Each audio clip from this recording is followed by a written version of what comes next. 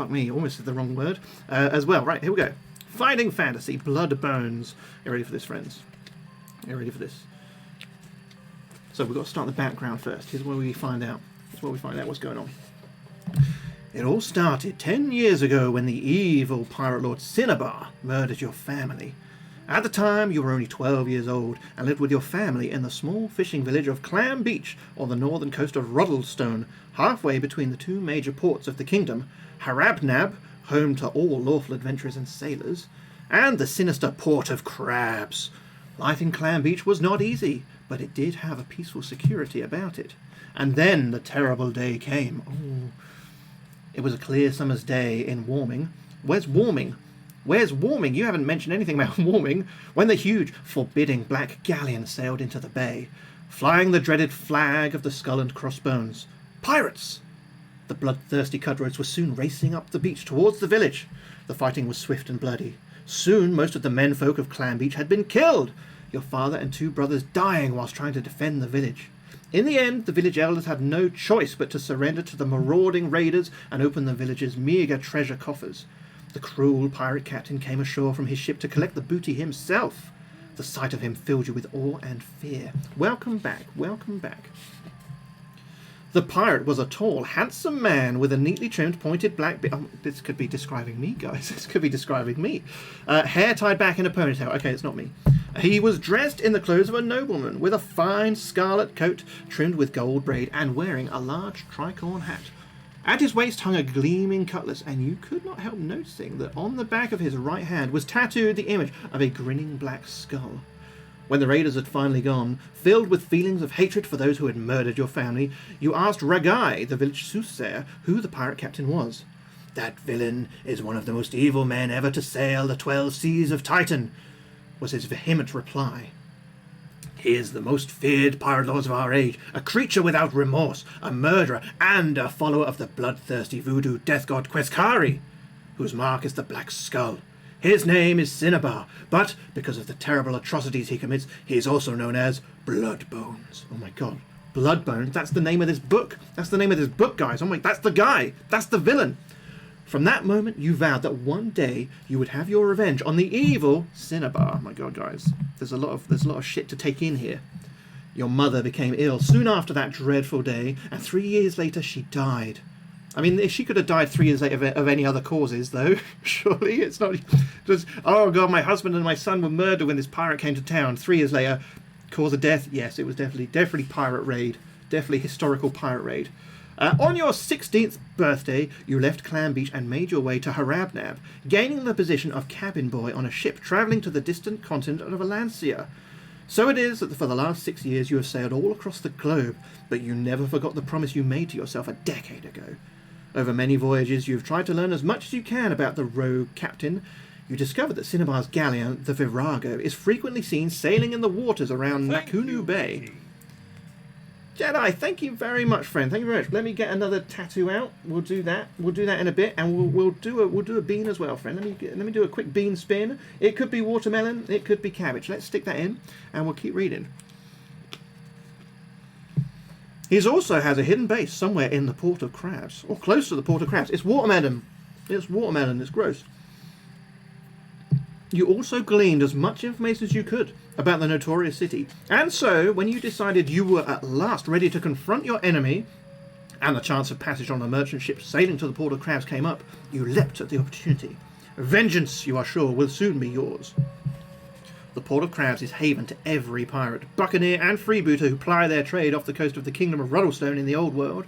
As you stand at the prow of the merchantman looking towards the land, you can make out the ramshackle jumble of buildings of the infamous city, and the outline of the old fort that stands above it like some ancient crumbling sentinel. The merchantman bumps against the stone jetty as you quickly disembark. Not only is the Port of Crabs one of the most dangerous cities in the old world, but a thick fog is starting to roll in from the sea. It's late afternoon and a chill day in Unlocking, and the doors are bustling with activity. So wait, this place is called Unlocking. It's a bit of a shit name, isn't it? Isn't it?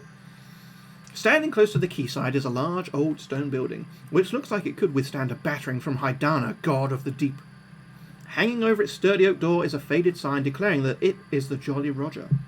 This seems as good a place as any to begin your search for Cinnabar, so you enter the inn. The spacious bar inside the Jolly Roger is packed with all manner of scurvy-looking sailors and other lowlifes. Let me finish this bean.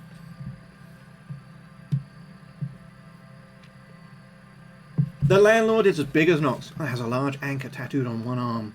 No one takes any notice of you as you enter, so you approach the bar and order a tankard of ale. I'll deduct 1 gold piece from your adventure sheet. I don't have any gold, do I? How much am I supposed to start with?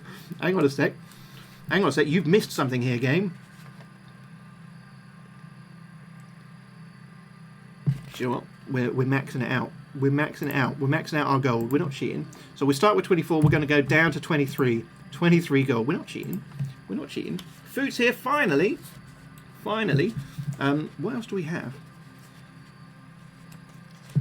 Let's just check we haven't missed any other equipment. Battles. Doesn't say anything about equipment. Doesn't say anything about equipment. Or does it? Or does it? See, I didn't skip to character creation because we missed all that. I think that's it. I think that's it. Doesn't say anything about potions or anything. Doesn't say anything about potions. Blah blah blah. Oh, hang on, hang on. You start the game without any provisions. Okay, we're fine. We're fine. Right, where do we get to? We deducted 1 gold. You decide to question the landlord about Cinnabar first. Over your tankard of ale, you talk about the weather and the state of trade, and then draw the innkeeper onto the subject of the pirate you seek. I hear the Virago plies these waters, you say. I'm surprised we weren't attacked ourselves. Not anymore, it doesn't, the landlord replies. Have you not heard? Cinnabar has been dead for these last 6 months. Cinnabar dead? You've come all this way, after years of harbouring desires for revenge, only to find that the dread pirate lord had already passed from this world? You ask the landlord how he died. Have you not heard? I would have thought that everybody as far as the Diamond Islands would know by now. It all happened last hiding. You listen attentively as the innkeeper relates the tale. It appears that Cinnabar and his crew were emptying the hold of a galley sailing from Harabnow to Arkleton in distant Anal Land. Anal Land? When the renowned bounty hunter Conwyn caught up with them in his ship, the Fortune. Unable to escape, Cinnabar and his men had to defend themselves against the crews of the galley and Conwyn. Fierce fighting ensued, with Cinnabar eventually falling at Conwyn's hand, having suffered an incredible number of wounds, his body being lost to the sea. With their leader killed, the surviving members of his crew fled aboard the Virago, returning to the port of Crabs. Soon after, Cinnabar's second in command, Mirel the Red, set off in the Virago amid terrible storms. Thanks very much for lurking, Roy. Purportedly to recover her captain's body. Many now believe that the pirate lord's galleon sank, as it's not been seen since, the landlord says, concluding his story. You thank him for his help, and in a bewildered daze you make to leave the inn. You console yourself with the thought that at least the murderer of your family has at last been brought to justice. As you leave the Jolly Roger, you feel someone pulling on your jerkin. Excuse me? Pulling on my what? Pulling on my fucking what? How rude. How rude. Turning round, you discover that an old drunk slumped at a table by himself is the one trying to attract your attention. Kiss the landlord for his help? Do you think I should? I'll pull on anyone's jerkin for 1 gold piece. Just because he's dead doesn't mean he's at rest, mutters the drunk. Curious about the drunk's words, you sit down opposite the old man and ask him what he means. Let's just say, you don't want to go believing everything you hear, but I know what's going on. Oh, yes, old Dreg knows. Cinnabar isn't really dead, see, and he's coming back. The old man says in a harsh whisper, oh, and he's coming back. Intrigued, you press Dreg to tell you more, but he suddenly becomes serious and looks round the bar uneasily. Not here. Meet me outside in 10 minutes. You nod in agreement and leave the Jolly Roger. You best start believing in ghost stories. You're in one! No, I'm not in one. I'm a what? A wizard, Harry. Tendrils of fog are now swirling around. Vicky and Jaime, thank you so much. And Pearcraft as well, thank you so much. Oh my goodness. Hang on, we've got to get another couple of tattoos. Got to get another couple of tattoos for the pile. We've got to do another couple of beans. And we've got to do a picture for both Pearcraft and Vicky and Jaime. So if you can let me know in the chat what masterpiece you want done, we'll get that done for you. But thank you so much, guys. Much, much appreciated. Much appreciated. Tendrils of fog are now swirling around the boats in the harbour and oozing along the streets of the town. When the 10 minutes are up, you quickly return to the Jolly Roger and sneak down the side alley next to it. In the mist and shadows at the end of the narrow alleyway, you can make out 3 figures standing over a 4th, cowering on the ground at their feet. Wasting no time, you draw your sword and dash towards them. Hearing your approach, the 3 pirates turn to face you. The burly characters are ugly, scarred rogues, and the biggest of them, who is easily wielding a heavy wooden club in one hand and holding a bullwhip in the other, looks as if he has some ogre blood in his lineage. Oh shit. At the pirate's feet lies Dreg, beaten, bruised, and only just conscious. "Here's the snooper," growls the half-ogre. "You're no match for us. By the time we're finished with you, you'll be feeding the shrimps. Or rather, the shrimps will be feeding on you." Oh no. The other 2 pirates burst into coarse laughter at their companion's joke. "Yeah, you're fish bait." Oh no. Now we start the story proper, guys. Oh, and look, we've got a picture of them. That's them. That's them. That's the rotters. That's the rotters. Still laughing, the ruffians advance towards you. Apart from the half-ogre, there is a well-built, bearded man, missing most of his teeth, and a leaner rogue with 2 ugly red scars running down the right side of his face. Ooh. Do we try to escape? Do we charge one of the pirates? Or do we stand firm and prepare to fight them? I think let's take the fight to them. Let's catch them off guard and run at them, shall we? I'm going to charge. I wonder if it lets me choose. 357 I need to turn to. Okay. Hashtag pull the jerkins. The pirates are not expecting this reaction from you, and you're able to wound one of the rogues before they know what's going on. Fight them both at the same time. Ooh, we have to fight 2 pirates. You need to think about this picture, got to make it count. Well, if you want, we can always do the picture when you're here. Guys, Pearcraft is going to be here about 5 o'clock tonight. He's here for a few hours playing some multiplayer with us, but if you want to do it live and give me artistic direction, then feel free. Right, we've got to fight these 2 guys at the same time. So guys, we've got a load of dice here. Let's get rid of that one. We don't need that. I will be the white dice. 1 pirate will be the blue. 1 pirate will be the yellow. That's it. That's it. Your first thought was a puffin getting dick slapped by Bowser. Oh my goodness. Well, we need to make sure it's something we can get away with on Twitch. So we might have to censor a dick. 2 guys at one time. It's like your dream come true. Rachel, is it? It's certainly mine. Certainly mine come true. Right, we've got to fight these pirates. So these pirates both have a skill of 6 and a stamina of 5 and 7 respectively. I have a skill of 12, so they need to beat my score on the dice by 7 to be able to hit me. So this should be an easy fight. So I've got to fight both at the same time. I'm the white. They can both be their respective colours. Doesn't really matter. One's going to take 3 hits to kill. One's going to take 4 hits to kill. You prefer 5 guys? Who doesn't? Who doesn't? I love 5 guys in my mouth. Right, so, boom. 10. Has he beaten me by 7? No. No. That's 1 hit on each of them. That's good for me. This is a good start. It's not cheating. It's not cheating to just put your scores to maximum and not roll for them. Boom. Another roll. So I've got 9 against 7 against 7. Still a win. Still a win. 1 guy has 1 away from death. We were using, when we started doing Fighting Fantasy adventures on stream, guys, we were using an online website that randomised the rolls. But the RNG on that was such bullshit. It was such bullshit. I'd rather stick with real dice. So it's a bit longer, but it's not bullshit. So 6, against 11. That doesn't beat me by 7 though, does it? And another 6 there. So 1 of them is dead. Bam. You're no good. We can do 1 more. 1 more. There we go. We've killed him. You just have to take my word for it. If you don't understand what's going on, we've won though. We've won. If you win, the half ogre steps forward to fight you. Will you face your opponent or try to escape? No, fuck him. Fuck him. We've just killed 2 guys in front of him. I'm not scared. I'm not scared. We're going to fight the ogre, but also let's do 2 beans.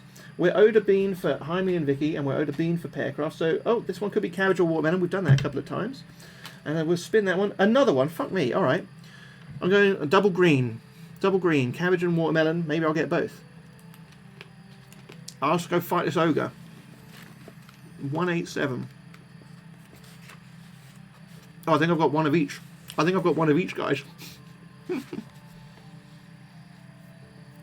Dropping his whip, the half-ogre moves in to attack you with his club. Oh my god. If the half-ogre wins an attack round, roll 1 dice. On a roll of 6, the blow from the club knocks you off your feet And you spend the next round getting up again, so you must reduce your attack strength by 2 points for that attack round. Oh my goodness. And guys, we're £25 away. We're £25 away from our first milestone.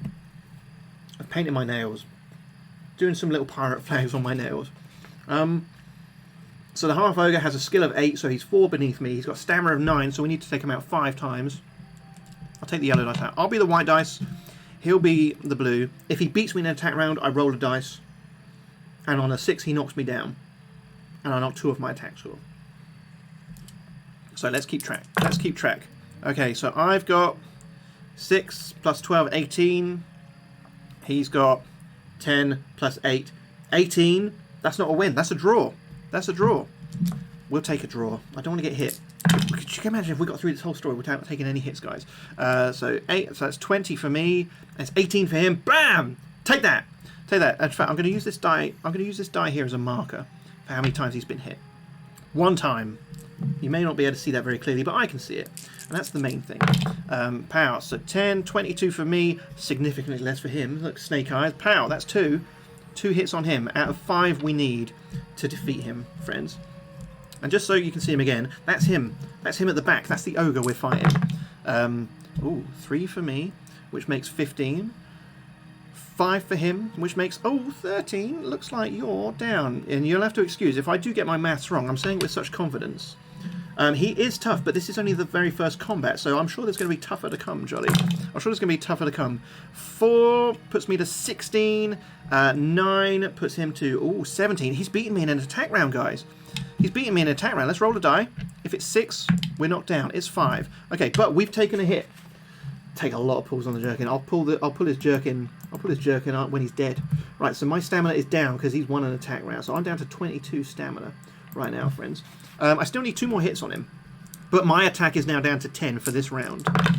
So that puts me at, what's that, 9? So 19. His is also 9, but plus 8. So, fuck you. Another hit for me. Another hit for Rusty. 1 more for me is going to get it. Now I stand up. I'm back to 12. 10, 22, 6. It's over. Ogre, dead. Pow. You're no good. Let's get all those dice back in there. Get all those dice back in there. If you kill the half ogre, he was only a half ogre as well. He was only a half ogre. Story cheaters. Fucking hell, Jedi. Pipe down, mate. Turn to 328. I will turn to 328. We've killed 2 pirates and a half ogre. And we've just got into town. We've just got into town, guys. The last of the pirates falls, and with some relief you sheath your sword. It looks as if the pirates have beaten Dreg within an inch of his life, and he is failing fast. You do your best to make the old man comfortable, and he opens his eyes. "Thanks, stranger," he gasps, "but I'm a goner now. They're up to something, you know." You ask him who he's talking about. "Cinnabar's crew! The pirates of the Black Skull!" Looking at the hands of Dreg's assailants, you see that each bears the tattoo of a grinning black skull. "I've seen them, meeting up again around the taverns in the city. Silas Gallows, Geelhold Jack, Old Crivens, even Malu the Witch Doctor. They're planning something all right. Rumour says Morel the Red found Cinnabar's body, and that he's not rightly dead. But he's not rightly alive either, see? It's all that voodoo and black magic they meddle in. Not right, so it isn't." Dreg coughs weakly. "He's coming back. We'll all be doomed. Stranger, beware the Black Skull. Bloodbones is coming back." And then he's gone. He's dead. Laying the old man down, you ponder his last words and what your next action should be. So Cinnabar is not really dead. In that case, you may still be revenged. We may still be revenged, guys. But what did Dreg mean when he said that Cinnabar is not really alive either? Dreg has given you several clues about your enemy and where you should start your search for him. Has he? He's given me a few names. He gave me a few names. The old man mentioned... I should have just carried on reading. The old man mentioned that the pirates of the Black Skull were gathering again in the Port of Crabs, and so they may have a hidden base somewhere in the city. But, of course, at present, you have no idea where it may be. You now have several options open to you. You could visit some of the taverns and inns yourself, in the hopes of finding out more, Or you could visit the notorious gambling pits, a possible source of information and a way of increasing your gold pieces. I like the sound of that. Actually, increasing our gold pieces could be good. Alternatively, it might be a good idea to equip yourself better at the markets before you set out on your quest. Or you could try to find out more about the Black Skull and the cult of Questcari. Then again, you may do well to get the help of the authorities against Cinnabar. Although Governor Montago has certainly allowed the port to remain a safe haven for buccaneers and freebooters.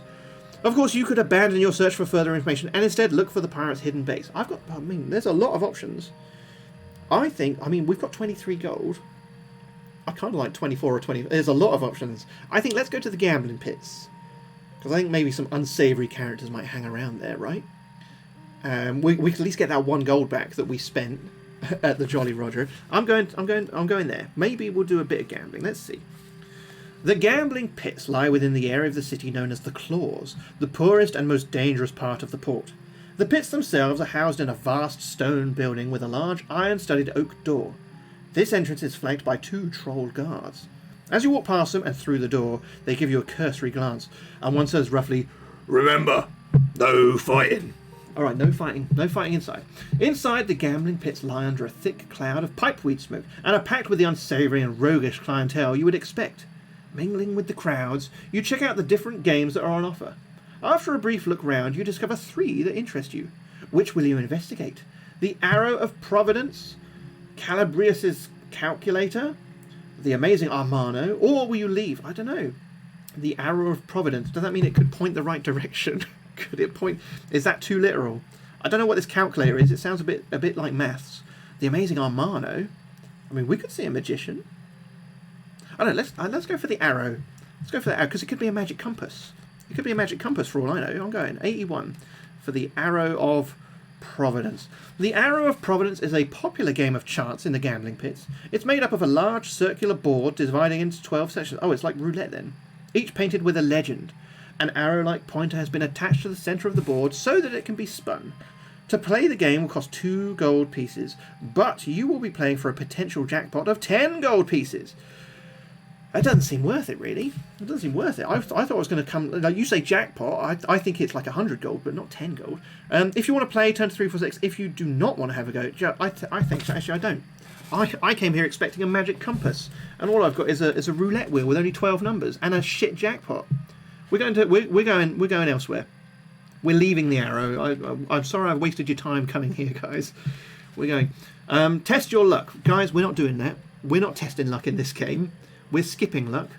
Because luck can sometimes just lead to instant unfairness and death. I would rather die because I've made a poor decision than a shit dice roll. So we always just assume we pass luck rolls in this, guys. That's what I call easy mode here. You might call it cheating. I call it easy mode. And it's my show. So we're skipping. So test your luck. If you're lucky, turn to 109. We are lucky. Can you believe it? Can you believe it? We're going to 109, guys. As you elbow your way through the bustling crowds, above the hubbub you can hear a gruff voice say in a harsh whisper, "The Virago sails for Bone Island at midnight." Looking round, you see 2 knavish-looking characters part company and go their separate ways among the throng. You will not be able to follow them now. The Virago was the name of Cinnabar's ship, and what was that about an island? This careless talk could be an important clue. Oh, we've got a code word. Denalcy. Oh, it's island backwards. We've got a code word, guys. We've got a code word. Let's write that down. Let's write that on my sheet. We've got a code word. Denalcy. Which, it does look like island spelt backwards in this. Yeah, maybe that's what it's supposed to be. And they're talking about an island. We've cracked their code. Will you now move on to Calabrius's Calculator, visit the Amazing Armano, or leave the gambling pits? Well, it says I won't be able to follow them now, so I don't think I'll leave. So, should we just go to the calculator then? I guess we can do everything here. So we'll just do the calculator first, shall we? Just do the calculator first. 294 for Calabrius's, whatever it's called, calculator. 294. Calabrius's Calculator is a large mechanical contraption made up of countless cogs, levers, and crankshafts. The main feature of the machine, however, is a large panel with 5 windows behind it. With 5 windows in it, behind which are 5 drums with numbers embossed on them. Standing next to the calculating device is its operator. A wizardly-looking man, who you assume is Calabrius, Step up, step up. Who will accept the challenge of Calabrius's calculator? Only 2 gold pieces and you could win 10. Oh, fuck me. The other one was 1 gold piece and we could win 10. I'm starting to think that actually maybe the jackpot is just going to be 10, regardless. You imagine that this kind of challenge involves solving some kind of puzzle generated by the machine. If you want to accept Calabrius's challenge, I mean, we're not going to do any better, it seems, than a 10 gold jackpot. Although this one cost us 2 gold to enter. The other one cost us 1. It's bollocks. All right, I'll try it. We'll try it. Let's see. I mean, how challenging can it be? Well, we will find out, I'm sure. 364. Ah! A contestant, Calabrius exclaims. Come forward, don't be shy. Now, where's your money? Oh, we need to deduct 2. We need to deduct 2. So we're now at 21 gold. Hopefully we don't need, like, more than 21 gold for something. Calabrius moves to the side of the huge calculating device and pulls a lever. There's a lot of noisy clanking and the number drums spin round at great speed. Gradually, one by one, they come to a stop behind their windows. The last one revealing itself to be blank, so that the panel looks like this. Okay, you can't see what it looks like. Let me type the numbers in. We type the numbers in chat. It might be helpful for you. Okay, that's what we've got. The calculator has devised its cunning conundrum. This machine can baffle even the greatest minds in Ruddlestone. Can you work out what the next number in the sequence should be? Well, can you? If so, turn to the paragraph with the same number of the answer. If you cannot solve the puzzle or the paragraph... Oh, that's not the wizard's voice. If you cannot solve the puzzle or the paragraph you turn to makes no sense, meaning you've got the answer wrong, you'll have to leave Calabrius's calculator and look at the arrow or Armano. Or we could leave the gambling pits. So, alright, we need to keep our finger on this page in case we've got it wrong. If you think it's boobies. So, we've got 1, 9, 25, 57. We've got... hang on. So we've got...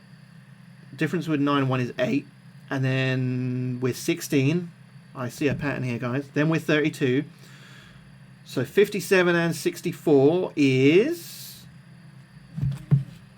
121?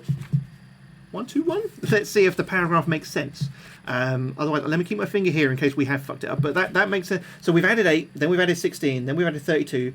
So we add 64 to 57. I get 121. Jedi either gets 121 or is just saying 121. Maybe he's in the wrong chat again, talking about storage heaters. That is correct. Congratulations, says Calabrius with a forced smile. Reluctantly hands you a bag containing 10 gold pieces. Look at that. We're fucking 31 gold pieces now. Look at that. We've made out. We've done good. Let's quit the adventure now. We've already come out ahead. We've already come out ahead.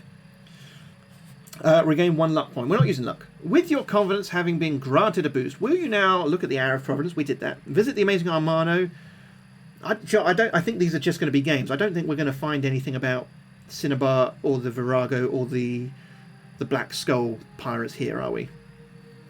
So let's just leave. We're not going to gamble anymore. Let's quit while we're ahead. We've got 31 gold now. I don't want to now be a minus 31, so we're leaving. We're going to 207. 207. 207. 2 pints of milk. 207. Oh, fuck me, come on. Oh, fuck me, come on. 207. Right. Pushing through the bustling hordes of gamblers, you suddenly feel something pushed into your hand. Quickly looking about you, you think you see an old woman hurrying away, but she's soon lost in the crowds. You've been given a sealed envelope. You wait until you're outside before breaking the wax seal and opening the envelope. Inside are a letter and an iron key. The letter reads as follows. If you are determined to defeat the pirates of the Black Skull, go to room 101 at the Silent Donkey. A friend. The key must be to the one room. The key must be the one to the room in the inn. If you ever want to follow up this contact, go to the paragraph with the same number as the room. Oh, okay. Hang on. Let's mark that on our sheet. So we've got an iron key for room 101. We'll try and remember we've got it there, and I've put it on the sheet there. I might need you guys to remind me that we've got it. Where Frank Skinner will be waiting. But for now, add 2 hours to your total and turn to 334. Oh yes, I forgot. We've got time. So we're at now 2 hours have passed since we've been at the Port of Crabs, or wherever it is we actually are. So we're now turning to 334 after adding 2 hours. So let's turn to 334 and let's have a little sip of this tea, guys. I hope you made a lovely beverage. You've got refreshments as well. We must stay hydrated, guys. Oh, my tail's fallen off. Right, choosing a location you haven't already visited. Where do you want to go now in your search for information? You also have tea. Wonderful, wonderful. I've got Yorkshire tea here. I made it quite strong. Tiny bit of milk and some sugar in there. We won't be drinking tea all day, though, because it goes right through me. I piss so much. So, taverns in and around the city, gambling pits, the markets. Oh, but hey, now we've got 31 gold. We could go to the markets. Tetley's, back for a spell. How are we doing? We're doing all right, Roy. We're doing all right. We've won some money gambling. I think we're going to go to the markets now. We're going to have a bit of an investigate at the markets. 365. The port's sprawling markets lie within the merchant quarter, which runs from Farthing Lane to Moneylenders Street. You have 2 possible options now. Either you can look for practical equipment around the markets. What do I need equipment for? Just to kill Cinnabar? Surely I've got a sword or something already. Or you can visit the Port Crab's lively bazaar with its more exotic and expensive wares. Are we going to the red light district, guys? That's where we're going. We're going to the exotic bazaar right now, guys. We might see a bit of boobies here, guys. You are enticed towards the bazaar by its colourful stalls, as well as the sounds and smells of far-off countries. You ignore the rolls of silk and the baskets of spices, but are attracted to a brightly decorated stall covered in a variety of unusual items. Talking with the vendor, you discover that the man is a talismonger, a trader in artifacts that are allegedly magical. However, by the look of some of the objects, you do wonder if they really are charged with esoteric power. The magical items the talismonger has on offer are listed below with their prices. You may buy as many of them as you want, as long as you have enough gold pieces. Oh my goodness. Oh my goodness, there's a lot we can buy. Time to pay for sex? We could do that. Let's see if it's on the list. We can have an ivory lion charm. A shark's teeth bracelet sounds cool. A magical compass. See, that's what I thought the Arrow of Providence was. A potion of giant strength. Oh, I think we should get that, because we can use that for like healing or something. We can use that for healing. A lock of Elvin's hair. Or carved darkwood armband. You know, I think I'm definitely going to go for the bracelet. I think shark's teeth is something really cool and piratey. Let's turn to 170. 170. The bracelet is made from leather embedded with the razor-sharp teeth of a shark, 38 in all, which point outwards. It's an unusual item, which at the moment does not seem to exhibit any magical potential, but it may prove useful. Okay, well, we've bought it now. We bought it for 5 gold pieces. How many teeth did it say it had? Was that important? Or is that how many teeth sharks have? Is that a high or a low number, or what we'd expect for shark's teeth? 38 teeth on this shark bracelet. Right. And it's cost us 5 gold. Let's put it on here. Shark bracelet, 38 teeth. And that was 5 gold. There we go. Okay, what else did I want? I wanted the potion of giant strength, because I think that's going to be like a healing thing, right? And that's going to be 8 gold. Oh, 374. It's pricey. It's pricey. There is only 1 dose of this potion, but when drunk, it has the effect of restoring your stamina score to its initial level and adding 2 to your attack strength for the next battle you have to fight. Ooh, okay. Okay. Alright. Giant strength. Oh. 1. So giant strength, which was full stamina and 2 attack. That's good. I love that. We'll have that. We'll have that. That's a thumbs up for Vicky, because she can't hear. She can't hear. When drunk is in after a few beers. I don't know. I'm not sure there'd be much increase in our attacking prowess when we're drunk. That was 8 gold pieces. So that puts me down to 18. 18. We better update this. Oh fuck! Now we're down again. But we have bought some stuff that may or may not be useful. May or may not be useful. Do we want anything else? The ivory lion charm is 7 gold. I don't. Magical compass. I think we can probably find enough by looking around to know where we'd need to go. I think it'd be really unfair that so early on, assuming we've made a right decision so far, I think it'd be really unfair to fail at this point just because we haven't bought something. So I think all of these things are probably optional. I hope that's the case. I'm done shopping. We've only got 18 gold, and we might need it for some other stuff. So I'm going to 200 now. 200. Oh no! I've turned to 200, guys. Can you believe what it says? Can you believe what it says? If you bought the Ivory Lion Charm, we just didn't. We didn't buy it. If you bought the Ivory Lion Charm, turn to 227. Fuck me. If not, you can either look for more practical equipment around the markets or leave to continue your quest. So I can't go back to the Exotic Bazaar. Let's look for more practical equipment then. While we're here, we'll finish up looking at the markets because we might overhear something. So we'll go to 351. Scouring the various stores, you soon find a number of items that might be of use to you on your quest. You may buy any of the things on the list as long as you have enough money. Oh man. What have we got here? Gas globes? Oh, hang on, I can read all about them. So we can buy rope, extra provisions, cutlass, throwing dagger, chainmail coat, flask of grog, poison antidote, gas globes. So the cutlass does not carry any bonuses, it's just another weapon. You may use the throwing dagger against an opponent before combat.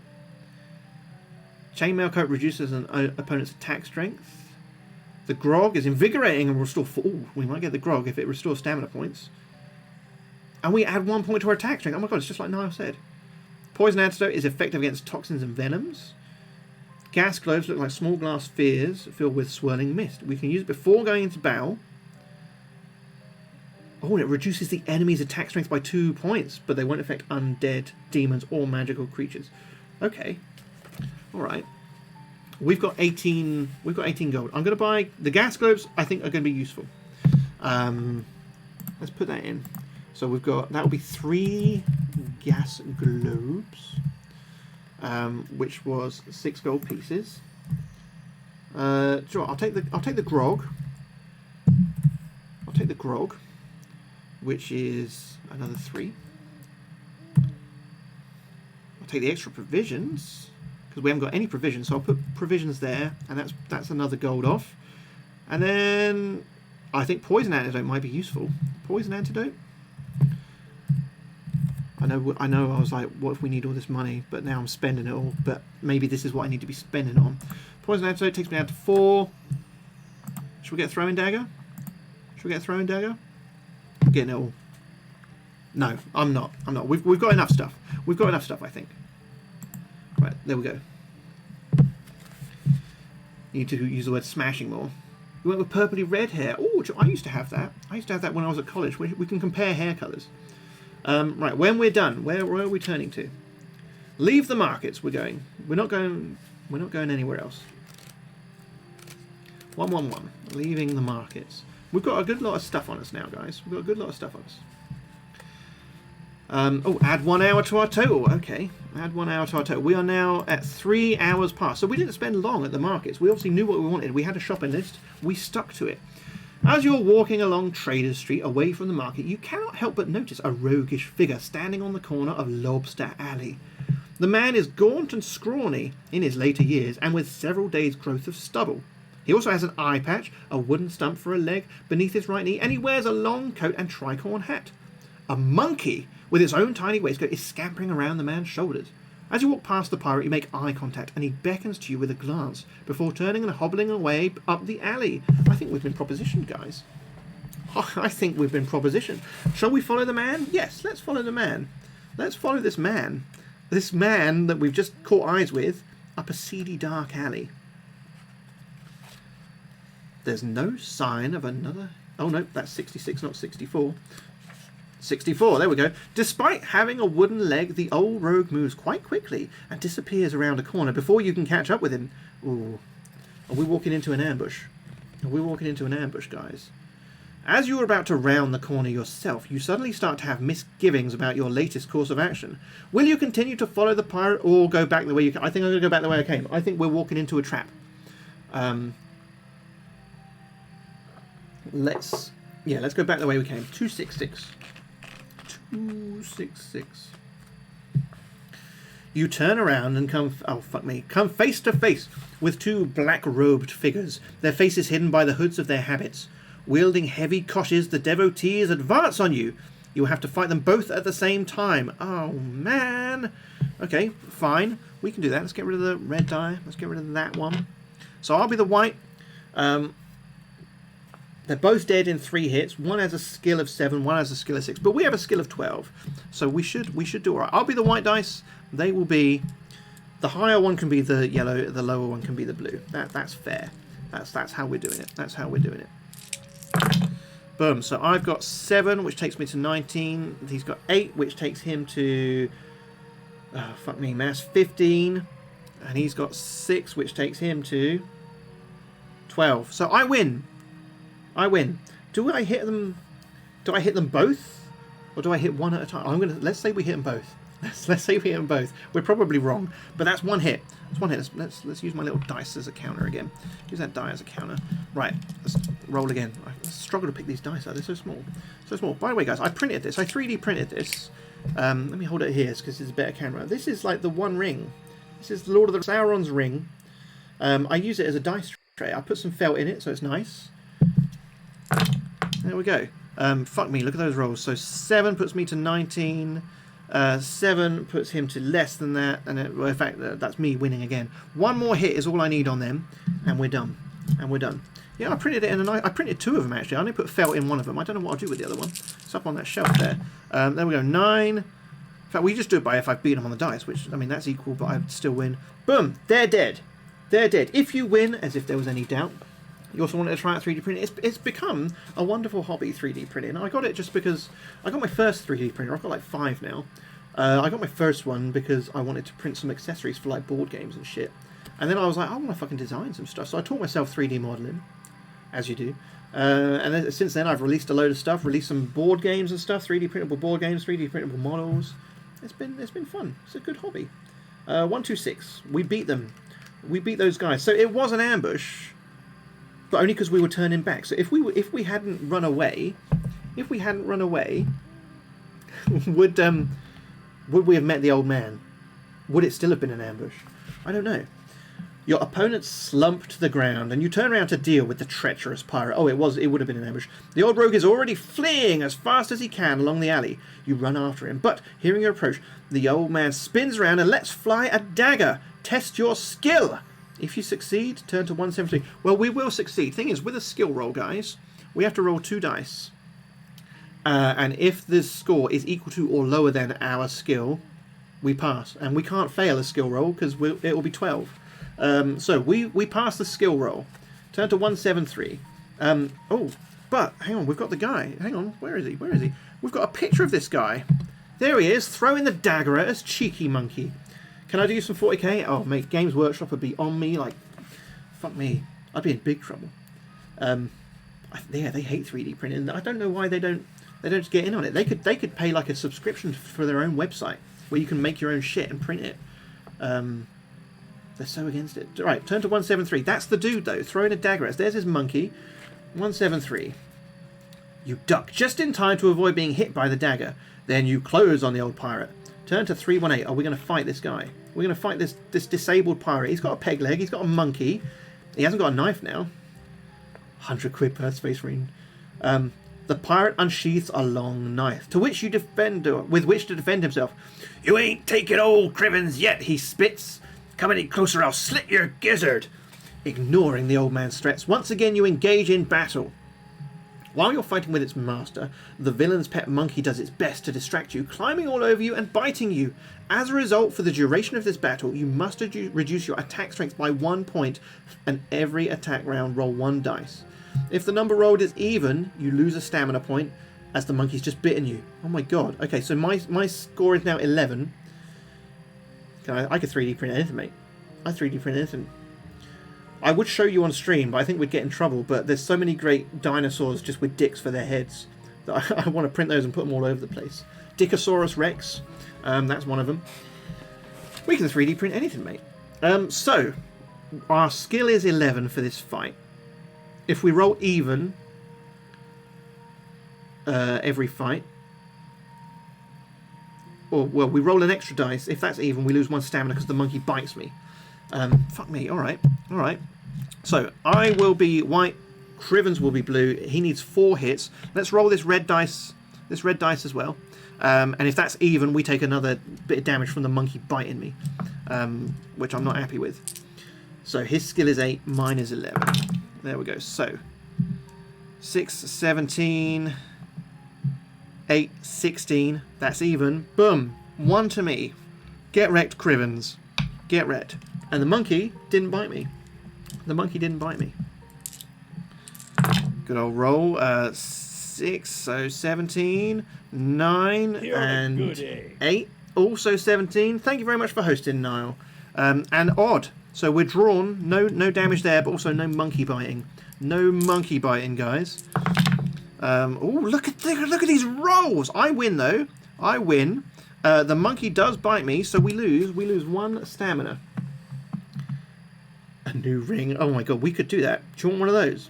I'll print you some 40k stuff and an anus dice tower, dice bowl. Right. We need to defeat Crivens 2 more times. 2 more times. Oh. We rolled low, but so did he. That's another hit to us, and no more monkey bite. And 1 more. I think we've killed Crivens, and he was one of the named ones, wasn't he? He was one of the ones that old Dreg named. So maybe he's got some valuable intel for him. We win again. We do take a bite from a monkey. Maybe we're going to get AIDS from the monkey biting us. I don't know if that's a thing. We're getting it from the monkey though. If you're victorious, as if we weren't going to be, turn to 377. I shall. 377? Yeah, 377. As Criven's monkey scampers away, you make a quick search of the bodies of your assailants, each of which has the mark of the black skull on their right hand. The devotees carry no possessions, but the old pirate is a different case entirely. About his person, Crivens has a purse, containing 6 gold pieces. Yes, let's note this down. 6 gold pieces, and a very unusual coin indeed. Almost twice the size of a gold piece, its face bears the image of a crab. It's a doubloon. Turning it over, you are surprised to discover that the other side has also been stamped with a picture of a crab. Doubloons have not been minted in the port of crabs for 2 centuries, and as a consequence are rare and of great value. Oh, this is good. The coin you hold in your hand, however, is obviously a counterfeit. Oh, as it has 2 heads.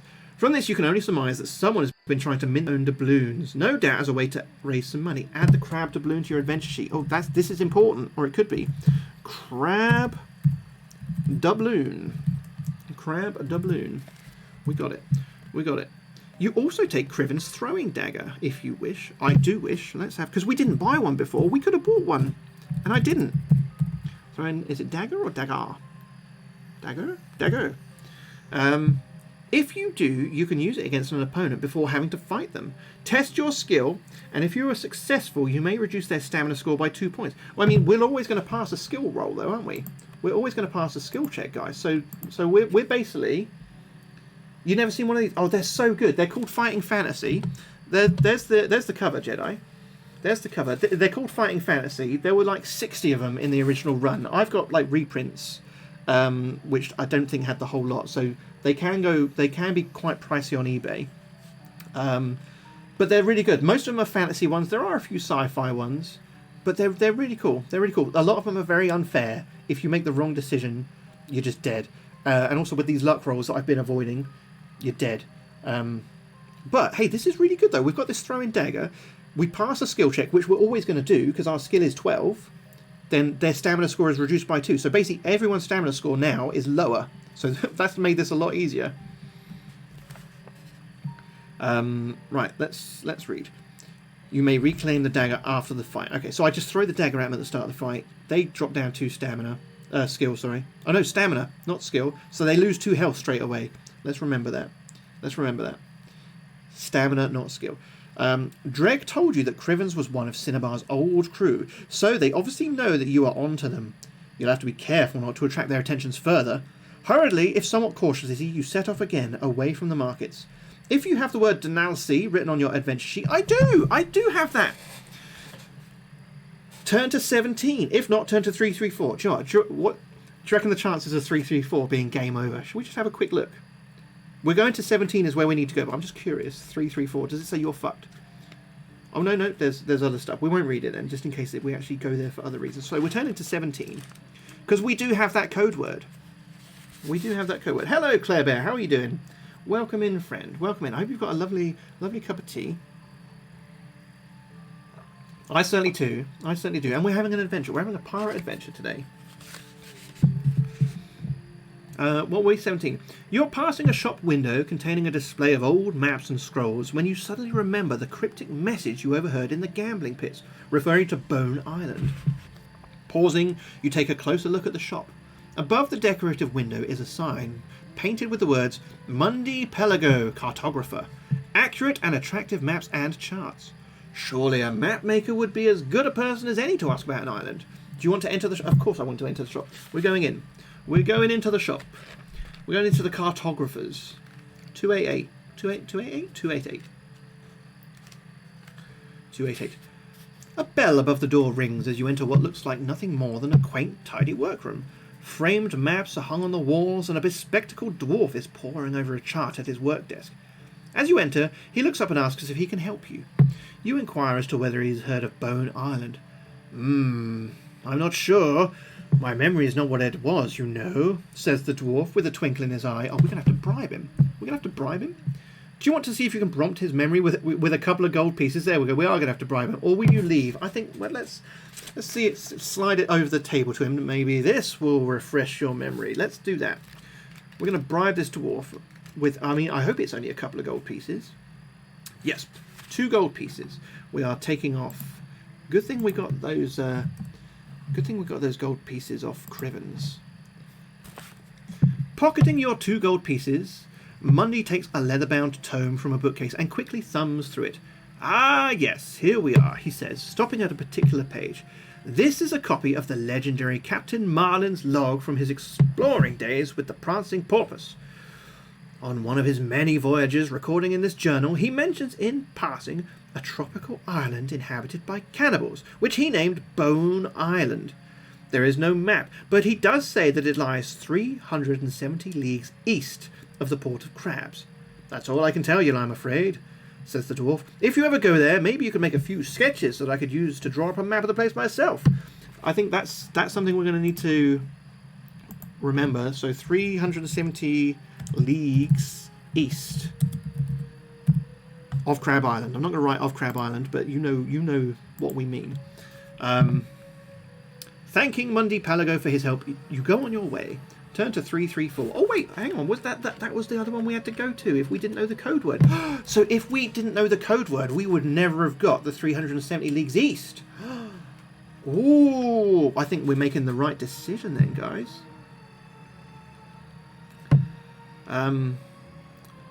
Choosing a location you haven't already visited. So we could go to the taverns. We've been to the gambling pits. We've been to the markets. We could go to the temple. We could go to the governor. But the governor, we think he's allowed all this piracy stuff to go on. If you're done looking for information, or if you have some idea where they might be hiding, you could start looking for the pirates' secret base. I don't know. I mean, they're on to me. I think maybe it's just a matter of time. We let them come to me, maybe, and then I tail them. And then I tail them. I'm not going to keep traipsing around this town because I think we're on the clock as well. I don't know yet why we're having to keep a track of the hours that have passed, but 3 hours have passed so far, and I have a feeling that before long it's going to tell me to add some more hours to that. So I'd say let's start looking for the pirate's secret base. Is my plan. Oh shit! Do you have the word Regnad written on your sheet? I don't have that, do I?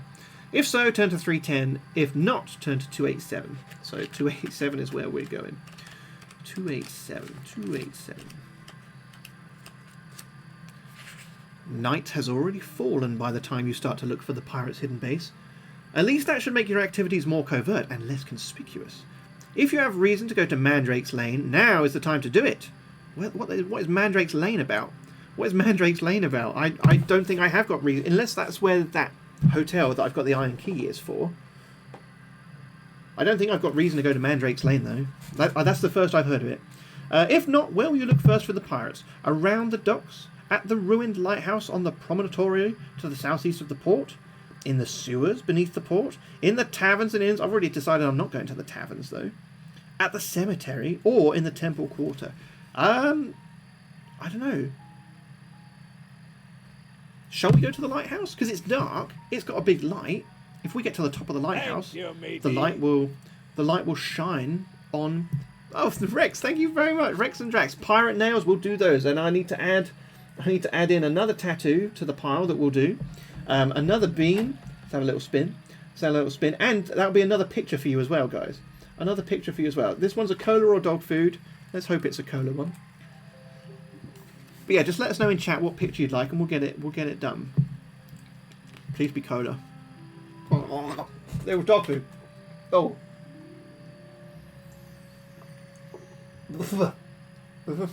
Oh, absolutely revolting. Absolutely horrible. Guys, thank you so much. You've already donated so much, though. You've already donated so much. Save some money now. Well, so we've got another picture for you.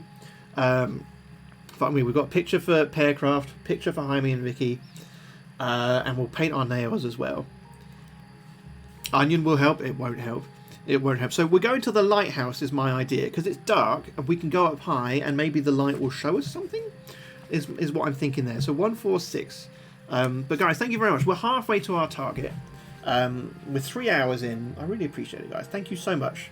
And you know, I'm not a spokesman for them, but I'm sure I can speak for the charity when I say thanks. Thanks very much. I'm sure they'll appreciate it. And they do wonderful work. Provide so many great resources for people who perhaps don't feel confident enough to speak out when they should. And I know I'm one of those people. I talk quite openly about mental health and shit now, but when you're in it, it was never my style. It's always bottled up. It's always bottled up till you explode, and then that's it. Then you have a nervous breakdown and you forget how to talk properly. That's what happened, guys. That's what happened to me. And I was off work for 2 months. I couldn't. I had a real stutter that I developed, and I would repeat like that. Repeat words until the rest of the sentence came out. It was bad. So guys, you're doing great work, and you're helping a lot of people. Whether they'll ever know it was you or not, I'll tell them. I'll tell them it was you. But thank you very much. We're going to a lighthouse, I think. I forget what page that was. I've turned to it, and I don't know which one of these it was, so I have to see if one of them mentions a lighthouse. I found it. Leaving the city unnoticed by the Kakabad Gate. Right, it comes up with these names. You make your way through the darkness to Malan's Point. The moon shines down from a cloudless sky, illuminating the crumbling tower that was once the port's lighthouse in more prosperous and peaceful times. But the moon is not the only light visible. Close to the edge of the cliff, beyond the ruin, you can see a flickering light. Ooh! If you want to investigate this light, turn to 184. Yes, we're going to investigate the light, guys. 184. Who's shining? Thank you very much. Now I'm going to add it to the pile. We've already got an armful here, and what we'll do is probably when we die in this book, or before we start our next section, which will be Lego Indiana Jones after this book, we'll stick the rest of these on, and then perhaps we'll do some of these pictures. The conversion's not okay. Oh, Rex. Oh my goodness. And where was I going? 184. Well, I appreciate it. You've done enough. Save that money. You'll need it for when you quit your job. Creeping cautiously towards the cliff edge, you see that the light is actually that from a lantern held by a woman who is looking out to sea with her 2 companions, a man and a pug-faced orc. Following the direction of their gazes, you make out a stout ship sailing towards the treacherous, jagged rocks which line this stretch of coast. The light is guiding the ship to its doom. These 3 must be wreckers, felons who deliberately cause shipwrecks for their own gain, scavenging the booty washed up from the sunken vessels. You must stop them, or another ship will fall prey to their cruel intentions. Fortunately, they are still unaware of your presence here. Running at the nearest scoundrel, sword drawn, you wound him before he has a chance to defend yourself. Oh my god, fight the wreckers all together. There's 3 of them! You're also feeling better mentally recently after you... No, I'm so happy to hear that, man. I'm so happy to hear that, because I know you said before things were really, really shit for you. And I think an earlier redundancy probably came at a really, really good time for you, because it gave you time to just not have to fucking do anything or care about anything. But I'm happy. I'm happy to hear you're doing better, friend. I'm happy to hear you're doing better. I'm not sure I've got enough. I'm going to have to double up. I'm going to have to double up some dice, guys. So I'm the white ones. I've got to fight 3 at the same time. This is bollocks. This is bollocks. Fuck it. I'm going to get some more dice, because these ones don't match. They don't match. I've got to get matching dice. I'm going to get triggered. Guys, enjoy about 20 seconds of clips. Enjoy about 20 seconds of best bits while I go get... So he's suggesting if I go to the ladies' private chambers, I'll get lucky. My poos were so red, and I'm like, oh my god, my arsehole is bleeding. Oh, it wasn't. It's just all the pizza sauce and pepperoni, I hope. Uh-oh. Oh, he's coming out the hole! Run! Chaz, I'm running up the stairs. Oh, he's licking me! We'll do this one for the boys. Look at that. They'll love... Oh, she ran away. She's shy. I mean, that's fine. That was sexual harassment. Let's bomb Aberdeen. Oh, he's walking away. Yeah, get away, coward. Run over and cry to your mum. Oh, he's... Right, we're back. I found another one of these red boys. Red boys, Rent boys. Red boys or Rent boys. We're back, though. Welcome back. Let's move that. Get out of the way. You're no good. So, the first wrecker has a skill of 7. Second has 6. Third has 8. Thing is, I could use my throwing knife. That would only affect one of them, I'm sure. The clips are legendary. Thanks very much, friend. Thanks very much. Well, the thing is, it's been a lot easier since I got the Stream Deck. I just press a button on it, and it saves them straight to my hard drive, so I don't have to go through a VOD at the end of a stream, because I'll always miss stuff doing that. So now I can get them all. I get like 30 or 40 per stream, and then I filter out the shit ones. I always said, but I actually did say it earlier. It slipped out. It came out wrong. But it is Buton. Guys, we've been through this, all right? So we've got to fight all these wreckers. My skill is 12. Their highest one is 8. So 8, 7, 6. One of them's going to be down in 3. One of them's going to be... The other 2 are going to be down in 4. You fuck off. I'm going to be white. We'll have their highest skill, red. Second highest skill, yellow. Third highest skill, blue. See if I remember that. We're up to 255. I know! We're going to paint my nails before we play Indiana Jones after lunch, which I think is the plan. I think we're doing this until 10 past 12, guys. And then we'll be back at 12:30? 12:30? With Indiana Jones, is that right? Is that what the schedule says? Let me see. Yes, 12:30 with Lego Indiana Jones. Right, let's roll this dice. So I've got 8, so that's 20. This guy's got 10, which is 18. Boom, you lose. This guy's got 10, which was... Oh, he was the lowest one, actually. 16. And then this one... So boom, that's 1. That's 1 to me. I'm still taking it that I hit all of them. I'm very excited that he has a pirate told like mummy. Oh, hey, am I supposed to be watching my fucking language now? Am I supposed to be watching my shit in language? I'll do my best. I'm not wearing the hat today. If we get to our target today, which is 500, I'll be putting on the wedding outfit, my pirate wedding outfit. So then we'll be full pirate then. But we're gonna paint the nails. We'll see if we can do some skull and crossbones on my nails or something. But look at that! You ain't beating Rusty with a double 6. Get wrecked, pirates! Pow! Boom. So one more hit and the first pirate's actually dead. The other guys need 2 hits. Nice one, Jedi. Kids these days probably know more swears than I do. I know. It's because they hone their skills playing Call of Duty and fucking all our mums apparently. Let's see, 7. Oh, I've done low, but I've actually still done higher than them. So one of them is dead. The lowest one, who I think I said was blue, he's out. One more hit and I win this. We're doing all right, guys. We're doing pretty good stamina-wise. We've had a few fights, fair few fights today. That's another one to Rusty. They're dead. If you win, as if we were not going to win. See all these dice here? Look, I've got a whole other box here. It's in a little treasure chest as well, a little skull. She's mesmerised by the die. Is she really? So yeah, I think kids do love dice. Like Minnie Rusty, she gets a hold of this little treasure chest full of dice. She just wants to empty it.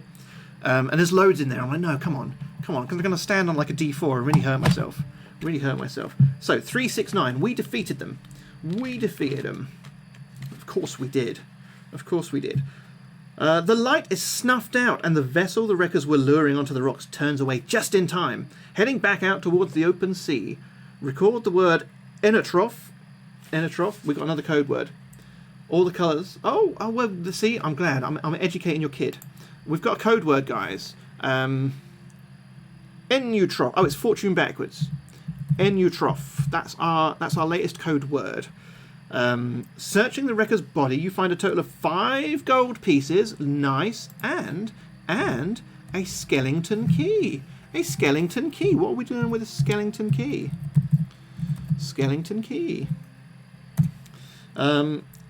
As you're considering what to do next, from your vantage point high on the promontory, you spot a sizable cave entrance on the shoreline, where the cliff base meets the sea. Could this be the location of the Pirates Hideout? Oh, it could be. It could be, friends. D4s are makeshift caltrops when running away from a restaurant bill. Oh my god.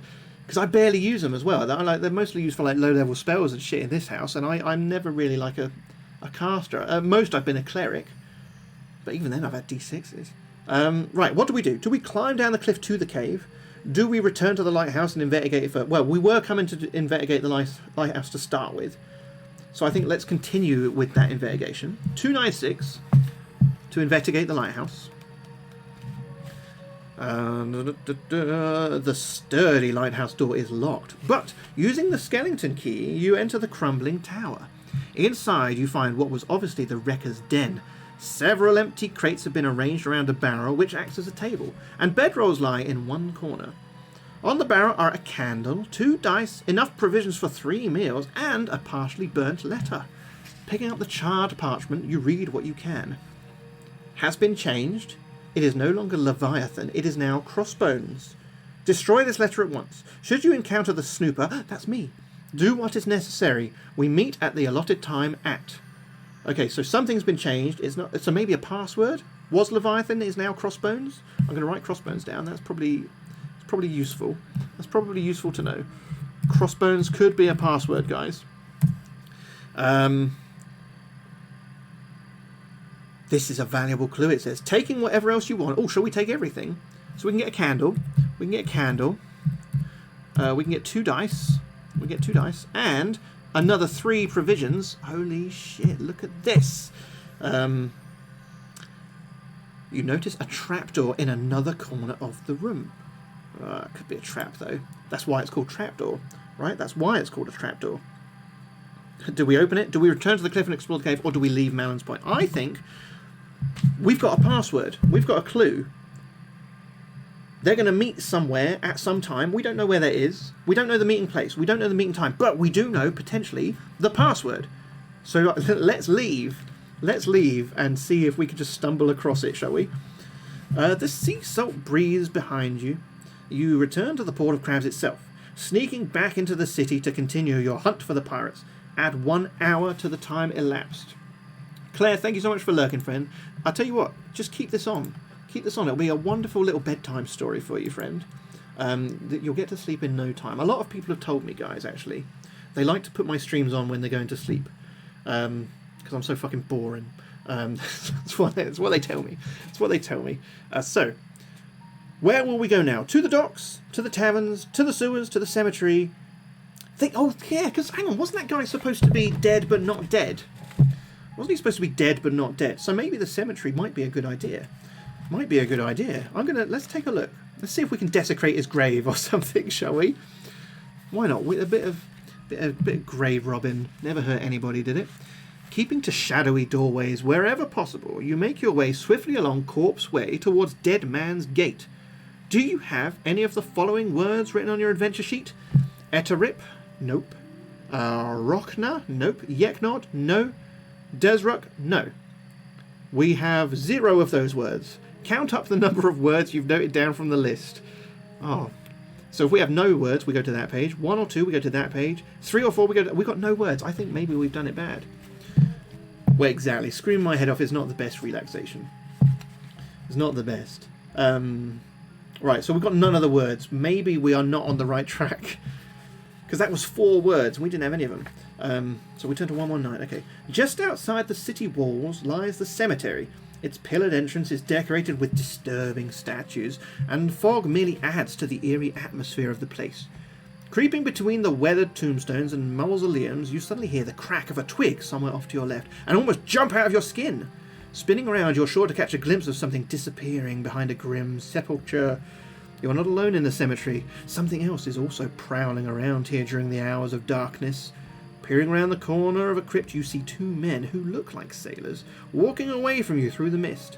Maybe they're just out dogging. Guys. Carrying a heavy-looking chest between them. Where can they be going? And what are they up to? Oh, if you have a crab doubloon, turn to 175. I have a crab doubloon. I'm turning to 175. Off we go. Crab doubloon, 175, 175. You're attracted to something lying in the soil of a freshly dug grave, glinting in the moonlight.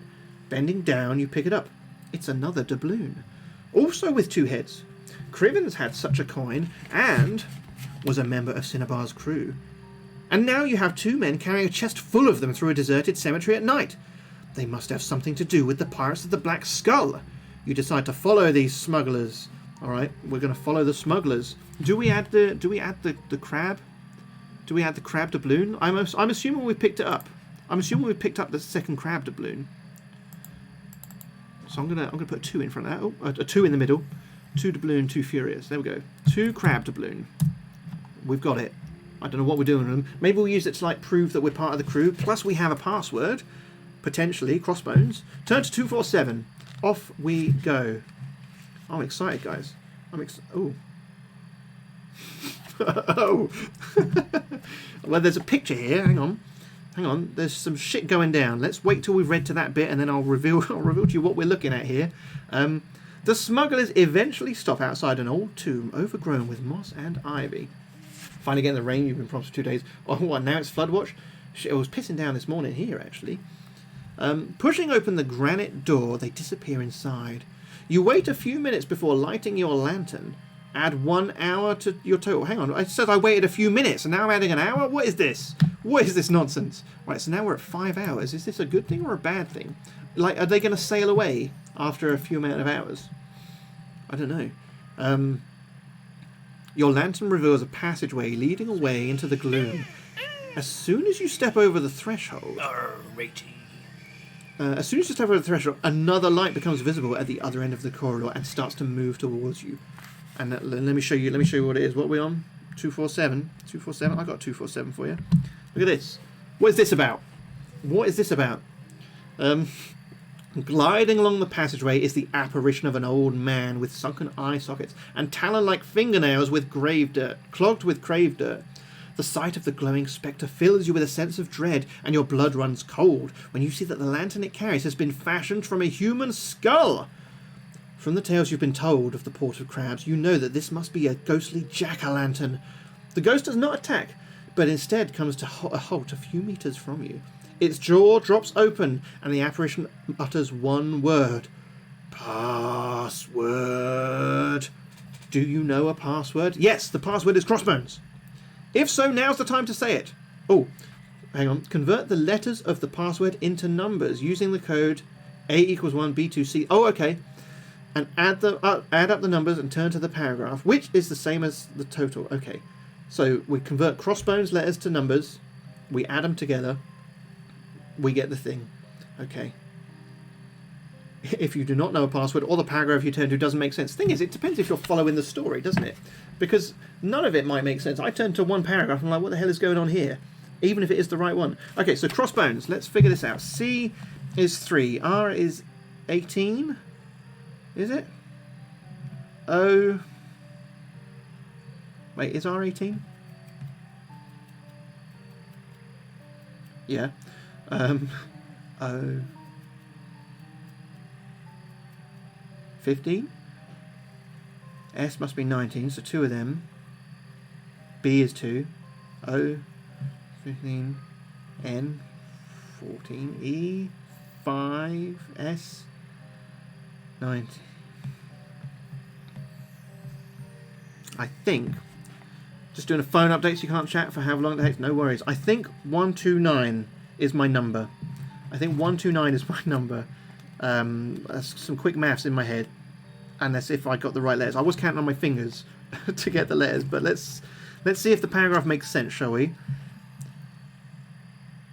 Folklore has that in the past, pirates would kill one of their crewmen at the place where they buried their treasure, or at a location they wanted kept secret, so that in death the ghost would guard it, unsleepingly. This is obviously what Cinema did here. Confidently, you speak the password. Crossbones. Oh my god! Yes! Holding your breath, you await Jack-o'-lantern's reaction. Can you imagine if he says it's wrong? If he tells us it's the wrong password. You may pass. Oh my god, we're going through. Hisses the pirate ghost and sinks into the earth in front of you. Not waiting to be told twice, you hurry along the passageway, which ends in a flight of steps that descend under the cemetery. At the end of a short passageway, you come to a T-junction. Will you go left or... Well, we're going left. You know we always go left, guys. Always going left. 221. We don't even need to think about it. Maybe we should have thought about it, though.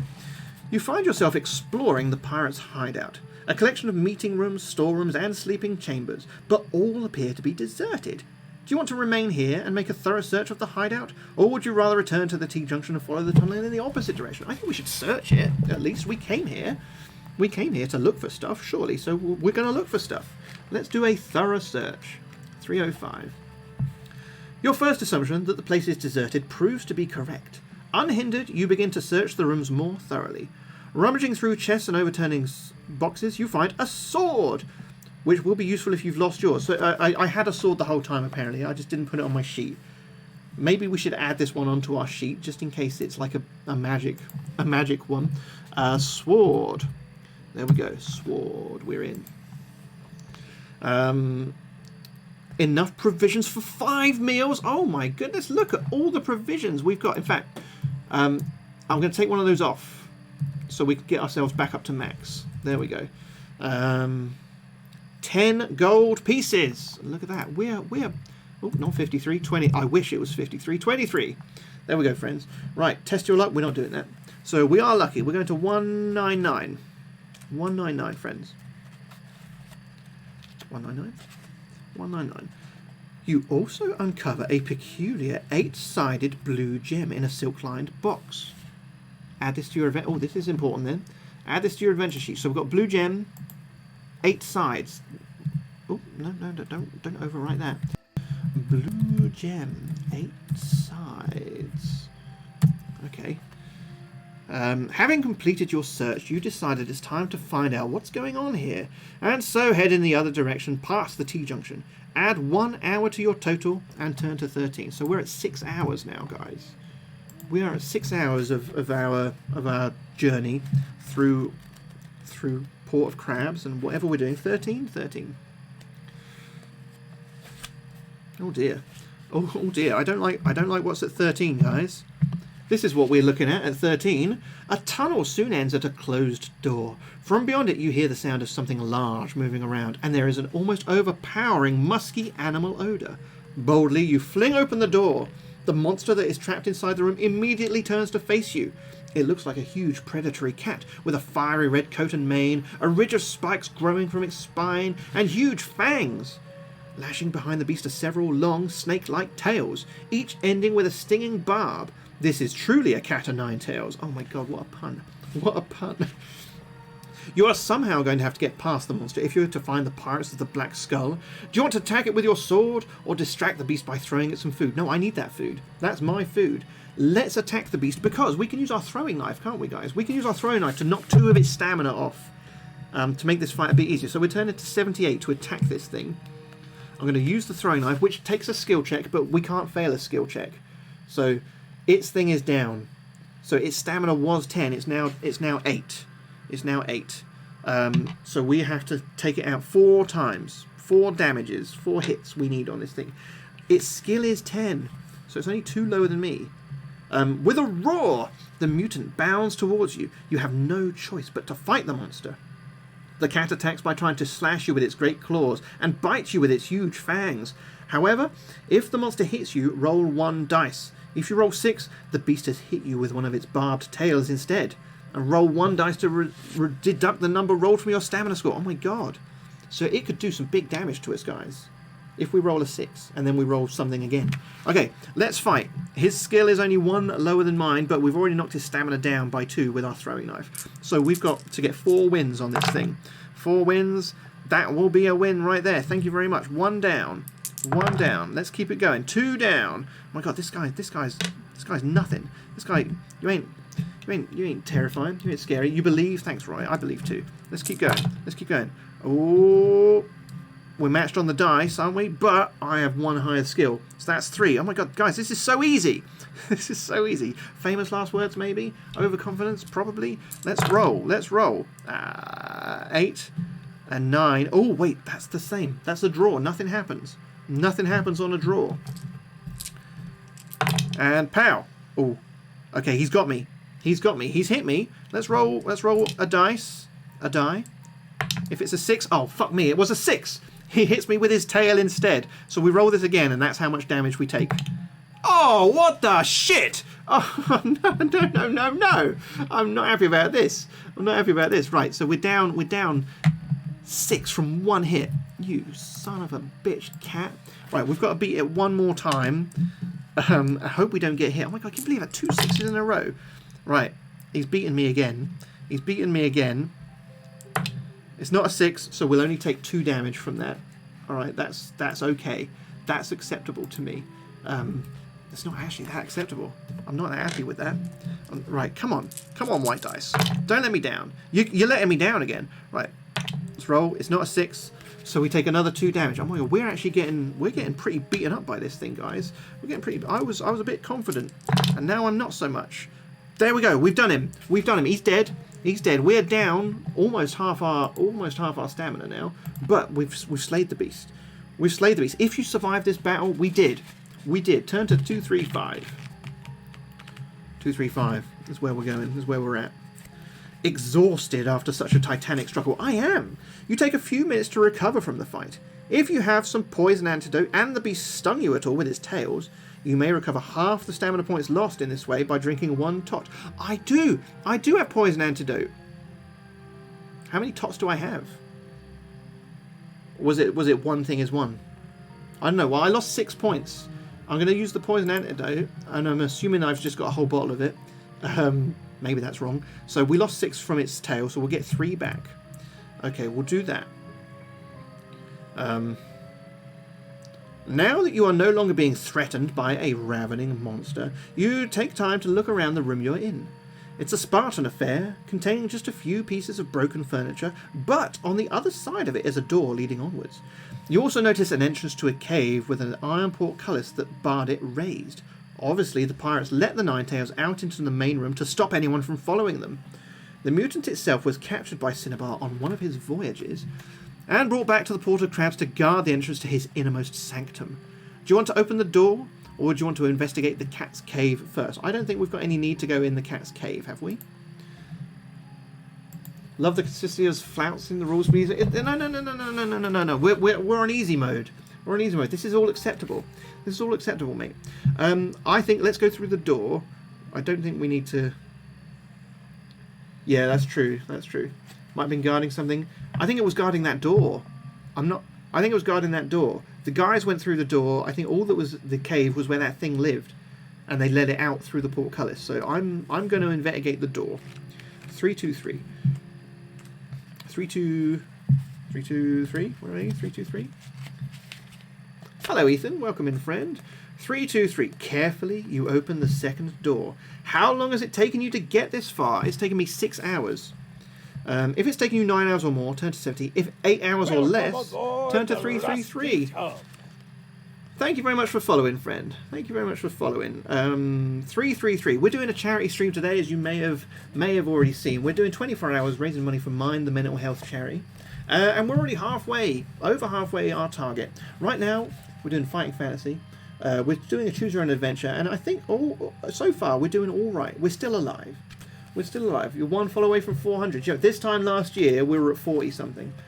So what difference a year makes? What difference a year makes? So what do we need to go? 8 hours or less, because we're on 6 hours. 3, 3, 3. Oh. Oh. Guys, we've got a bit of an issue here. We've got a bit of an issue here. 333 is where we've just gone to, right? Look at this. What is this we're dealing with? You find yourself at the back of a vast hall, which is packed with black-robed devotees and scurvy-looking pirates. Ducking down behind a stack of crates, you see at the other end of the great chamber is a huge, grotesque effigy. The thing has a skeletal human body and an oversized skull. Around the grinning skull is a feathered headdress, and in each hand is a blazing torch. Surely this statue is a likeness of the cruel voodoo death god Quezcari. Standing before the statue is a man you recognize. He still wears the fine gold-braided scarlet coat of a nobleman and a large tricorn hat, but his flesh is now a sickly greenish grey, and pus oozes from great gashes and holes in his skin. The pirate lord's fine black hair and beard is now a straggly mess, and his jaundiced yellow eyes stare wildly from shadowy sockets. Cinnabar! Then the rumours were true. Mirelle the Red did find her captain's body. With the help of Quezcari's devotees and their dark, forbidden practices, he's been brought back to life. What's my favourite game? What, my favourite game ever? I don't know. One I've probably played the most is Resident Evil 4.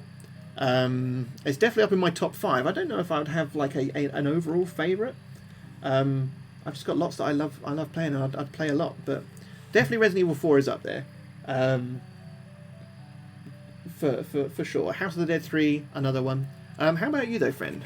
I know you're a fan of fighting fantasy books. That was the longest update of your life. Oh, it's finally done. Well, shit's happening now. We've just found Cinnabar. The pirate lord addresses the throng. Pirates of the Black Skull, tonight we sail for Bone Island. There the ritual to complete my resurrection will take place, and then, invulnerable and with the power of Quezcari at our disposal, we shall return to this vermin hole and exact our revenge. The port of Crabs will be ours! A great cheer of approval rises from the amassed followers of Quezcari, and your blood runs cold. Although you have no love for the port, should Cinnabar take it over, no lawful city anywhere along the coast will be safe from buccaneers and freebooters. He must be stopped. Guess what? Well, bye-bye, Ethan. Nice to meet you. They removed all your stuff? No way. Oh, no way. Shit's going down, guys. Suddenly you feel a strong hand on your shoulder, and you spin round to see two ugly rogues standing behind you. You find yourself being dragged before the undead pirate lord in front of Quezcari's statue. In seconds, he has pronounced his sentence, and as you are taken away, he addresses his crew again. We sail with the tide at midnight. Following their captain, the pirates swiftly file out of the shrine. Meanwhile, you are taken to a pit at one end of the chamber and tied by your wrists to metal rings in the wall at the bottom of the pit. Guys, I think we're going to die. Excuse me. It's what happens when I do these voices. My voice, my throat. Right. The pirates then abandon you to join their fellows. It is then that you notice a small hole in the bottom of the wall, through which water is starting to enter the pit. Oh no. A hole links the pit with the sea. As the tide rises, so the pit fills with water, and soon you will be totally submerged. The water's already up to your waist. You pull on the rings, but they are securely embedded in the wall, and the rope shows no signs of breaking either. How are you going to get out of this? If you have the shark's teeth bracelet, we do. Turn to the paragraph, which is the same as the number of teeth. I knew that was a thing. How many teeth have we got? How many teeth is on? I need to actually click on the thing. It's cut off. How many teeth were on that shark's bracelet, guys? I even spelt it wrong. Bracelet with a D. Bracelet. 38 teeth. 38 teeth. We're doing it.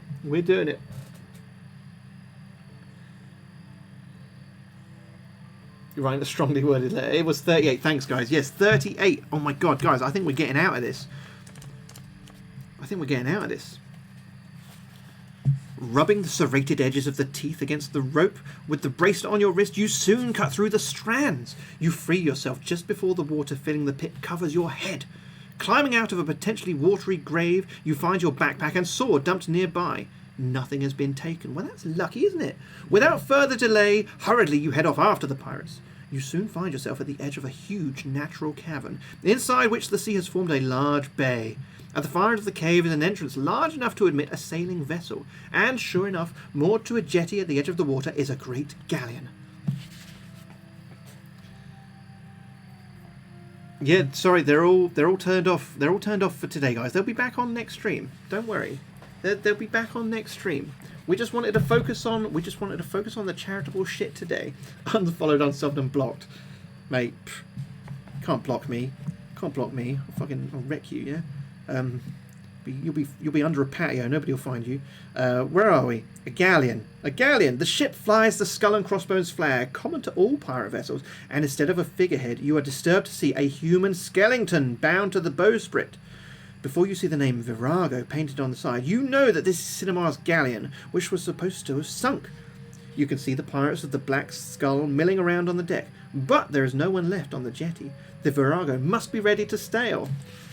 No bird world for me. Yeah, just for... I didn't move yours across yet, Roy, but we'll get there. We'll get there. Keeping yourself hidden in the shadows of the cave, you watch as the anchor is raised and Cinnabar's galleon starts to make its way out to sea. Then you see a way to stop your quarry escaping you. A porthole in the side of the ship has been left open, and a knotted rope hangs down from the deck next to it. Quickly, you make a dash for the jetty, and, remaining unspotted, climb the rope, slipping silently in through the opening. I do often slip in silently, guys. I'm known for it. I'm known for it. You find yourself inside a small, disused storeroom. You decide to lay low here for a while before exploring the ship. Stowed away on board, you watch through the porthole as the Virago leaves the port of crabs behind under cover of darkness. When you're sure the coast is clear, you creep out of the room into a corridor.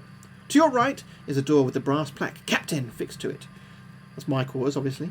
At the far end of the corridor, a staircase descends into the galleon. Another passage runs off the first to your left, with a door at its far end and two unmarked doors to the left and right. There's a lot of directions. Are we still on bats? Are we still on fucking bats?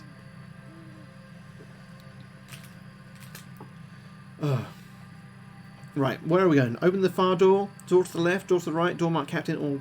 I think let's go down. Should we go down? I know we normally go left, but I feel like we'll come back this way. Because this was our way in, so it makes sense it's going to be our way out. So I reckon if we go downstairs and we'll investigate down there and we'll work our way back. We'll work our way back. So 211. 211. And guys, we've got about 25 minutes until our next break. I'm not sure we're going to finish this book. I have no idea how sort of close we are to maybe the end of it. But after this, we'll have a 20-minute break for some lunch, and we'll be back after that with Lego Indiana Jones. What am I going? 211. 211. 211. 211. Descending the stairs, you are enticed onwards by the smells of cooking. Oh, they know how to get me. Entering a large, warm room in the hold, you find yourself in the pirate's kitchen, and the cook doesn't appear too pleased at being interrupted. Bladderwhack the cook is a huge, blubbery man, stripped to the waist and sweating disgustingly. Ew. Although his recipes for the crew are conventional fare, it's known that his own tastes are more cannibalistic, and a necklace of finger bones attests to this fact. Seeing that you are not one of the pirates, Bladderwhack picks up a pan of boiling water and hurls it at you. Test your skill. We passed it. We passed it. Where are we going? 30, 35. I guess we're dodging it. You manage to dodge the pan of scalding water as it sails past your head, but now you're going to have to deal with the enraged Bladderwhack. A meat cleaver gripped tightly in one podgy hand, the cannibal cook charges at you, his rolls of fat wobbling disgustingly. Why are we fat shaming this guy? His skill is 8, his stamina is 10, but if we do our throwing knife, that takes his stamina straight down to 8. So we need to beat him 4 times, and we outskill him by 4. So let's see how we get on. See how we get on, friends. So far not good. We've got 5 against 9. Oh wait, that's okay. That's a draw. We're all right. I thought I was taking a hit then. Boom. That'll be 1 to me. pow. It's already on 1. It's already on 1. We need 4. 4 to be old bladder rag. Boom! Look at that. That'll be 2. Get wrecked, bladder rag. 6, 18, 6. Well, he's got 6 as well. That's another win for me because I beat you. I outskill you because I cheated my stats. I didn't cheat. I'm playing on easy mode. It's definitely a thing. It's actually not a thing. It's not a thing, guys. They have some pre-made characters in here. I guess if we wanted to really roleplay. I just want to do the story with you guys. 7, and boom, that's it. He's gone. He's 100% dead. If you defeat the cook, turn to 285. I did defeat the cook. So 285, 285, 285 is where I shall go. The cannibalistic cook disposed of. You managed to collect enough food. We're getting so much food here, guys. Oh my god. We're getting so much food. Do you think we should use some? You managed to get enough for 4 meals. So that's up to 12. Actually, we should use some. We should use some. If I use 2 of them, that would give me 8. But I can't go above my maximum. So, boom. There we go. That's fine. Before you leave the kitchen. And sample some of bladderwax broth. Restore up to 4 stamina. Oh, I'm taking one of those back. I'm taking one of those potions back. We had his broth. We had his broth. There we go. We retconned it. It's fine. You become the new fat bastard cannibal. Mate, I'm already there. I'm already there. As there is no other way on, returning to the top of the staircase, you decide which door to go through. I knew it. I knew we'd go back. Shall we can go the far door, door to the left, door to the right, or the door marked captain. Should we just go straight for it? Should we just go to the captain door and kill Cinnabar? Is it that easy? I'm going. 97. 97. We're doing it, guys. It's happening. Cinnabar, you make your match.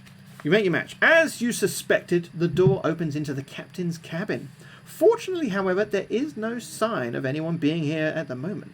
The cabin is plushly decorated with mahogany paneling and thick velvet drapes. The room is lit by an oil lamp hanging from a beam, and an empty... Sorry, I'm just choking. An empty bird cage swings from the rafters. But there are 4 things that really attract your attention. A globe of Titan, a large oak chest, Cinnabar's desk, and an ornate ship in a bottle. If you don't want to take a close look at any of these, turn to... No, I'm going to look. Let's look at them all in turn. Thank you very much for the host, Jedi. Thank you very much. I appreciate it, man.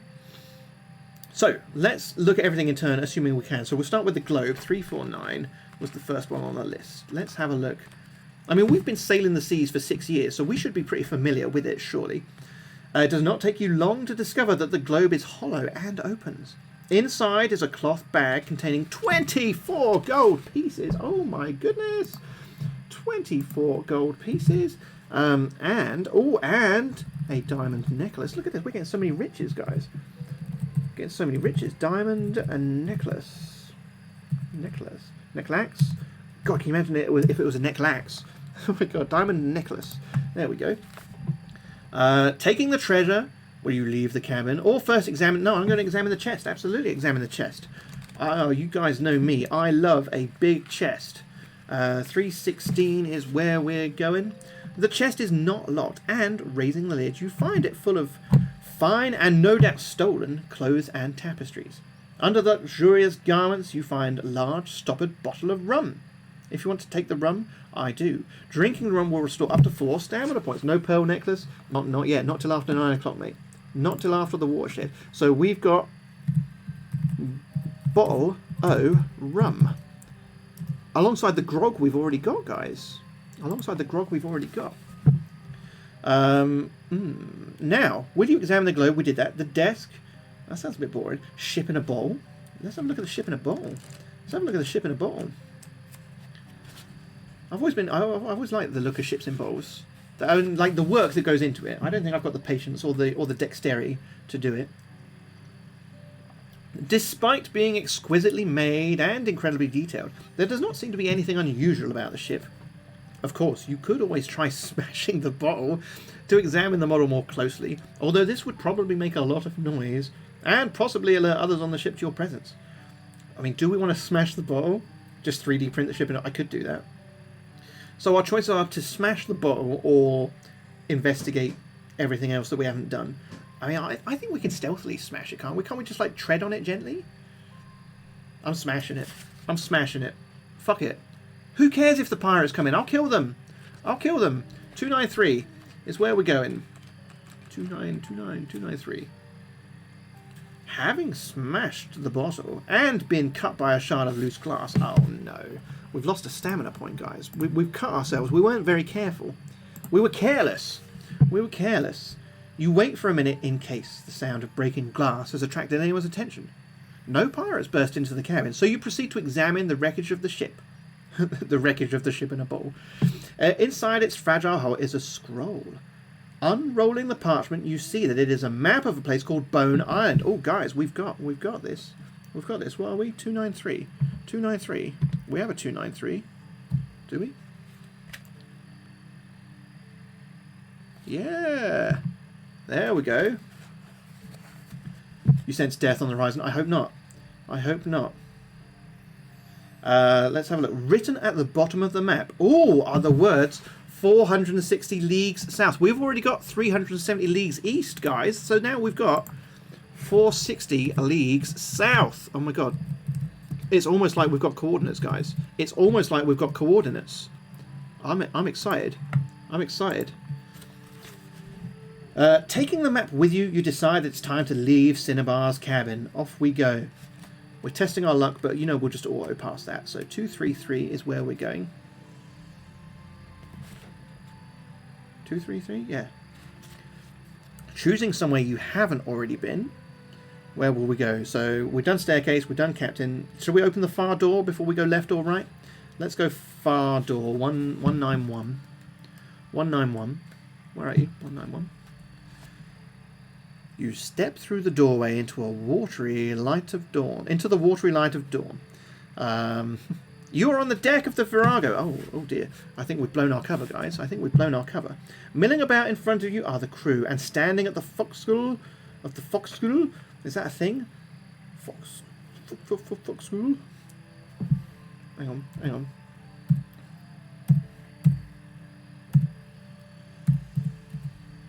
That's how it's written. That's how it's written, with the apostrophes as well. How am I supposed to say that? Is Cinnabar himself, a mangy parrot perched on his shoulder. Suddenly the evil captain looks round and, seeing you, screams to his pirates to capture you. There are far too many of them to take on by yourself, so you do the only thing you can. You have no choice but to jump ship. The way to the other side of the ship is blocked by the ruffians, so you run for the rigging. 3 pirates immediately step into your path. Do not fight the pirates in the usual way. Instead, calculate X for yourself and the first pirate. If his is higher, you're captured. If yours is, you've barged past him. Move on to the next pirate. Okay. So I can either evade all these pirates or I get captured. Let's do this. My attack strength is 12. The first pirate's is 6. If he beats me, I'm captured. So 7, I've got 19. 10, he's got 16. I barge past him. The next guy has a skill of 5, so it is less. That's me. I barge past the second one. Third one, that's pronounced fossil. Could be. Could be. Hang on. So 7. Also 7. So I barged past all the pirates. I managed to get past them. Going through your hair colour VOD for highlights. Be back soon. Well, no worries. We're going to be on lunch in about 15 minutes anyway, Rex. But thank you very much for lurking, friend. And thank you so much for your support today. I really, really, really appreciate it. We've evaded all 3 rogues. We turn to 79. All right, we're out of here. We're jumping off the ship. Apparently, we're jumping off the ship. Oh, guys. Scrambling up the galleon's rigging, you find yourself trapped. Unless, cutting a rope free, you grab hold of the end and leap into midair, swinging down as you flail about with your sword to keep them at bay. There's a cry of pain from one of the buccaneers, and you see a red-haired woman clutching the stump where her hand used to be. Oh my god, do you think that was Morel the Red? That could have been the second in command. You sail past the infuriated pirates over the edge of the Virago. Letting go of the rope, you drop several meters before hitting the water. The galleon continues on its course, leaving you stranded in the middle of the Western Ocean, as the crew watch you laughing. Or are they really looking at you? They actually seem to be watching something behind you. Have a good swim, shouts one of them. Turning round in the water, you see the telltale triangular fin, and ducking your head beneath the waves, you see, this is what we see, guys, the great white shark closing in on you, jaws wide open. You just have time to draw your sword before it's on you. Fighting underwater is difficult, and as a result, you must reduce your attack strength by 2 points for the duration of this battle. Also, unless you defeat the shark in less attack rounds than your current skill score, you will drown. Oh my god. If you kill the great... So, okay, fuck me. We might die here, guys. We might die. So, our attack is down to 10 for purposes of this fight. This one's skill is 9, so we still beat him. But our current skill is now 10, so we have to beat him in 10 rounds. He's got 10 stamina, so let's throw our throwing knife at him to take him to 8 stamina. So we've got to hit him 4 times in 10 turns. Otherwise, we drown. Okay, let's keep track of how many turns this is. Okay, let's keep track. So, I am 1 up better than him on skill. Okay, so 10, 8. Oh my god, he's hit me. He hits me. Oh, that's not a good start. That's not a good start at all. I'm not happy about this. I'm not happy about this. Let's go again. That was 1 turn. This is turn 2. We beat him. That's 1 down of 4 that we need to do. That was turn 2. Let's keep going. Let's see if we can do this. Oh, we're no, we're not. We're equal on the dice. I beat him by 1. That's 2. 2 hits on him. We need 2 more. He's halfway dead. Thanks to our throwing knife. Oh shit me. 9, 6. He's hit me again. He's hit me again, hasn't he? What turn are we on, guys? Is this 4? Is this number 4? Oh, we've lost a dice. We've lost a dice. There we go. Fuck. Okay, he beats me again. This, guys, we might die. We might die. I think that was turn 4. Is this 5? Oh no, guys! I think we're gonna die. I think we're gonna die. Oh my goodness! Oh my goodness! Has somebody been? Has anybody been keeping count? 4 more left. Oh no, guys! Look at our health. This isn't going well. We've got to hit him 2 more times. We can still do this. We can still come out of this. Right, that's 5, 6. That's a draw. That's a draw because we've beaten by 1. So now we've got 3 left. Is that right? 5, 6. That's another draw. Oh, come on. We've got to beat him in these next 2. We've got to beat him in these next 2. If we don't. Oh god, we didn't. We got him 1. We got him on 1. 7, 8. We beat him. 1 more hit. This is the last roll, is it? Oh no. Guys. Guys, that's it.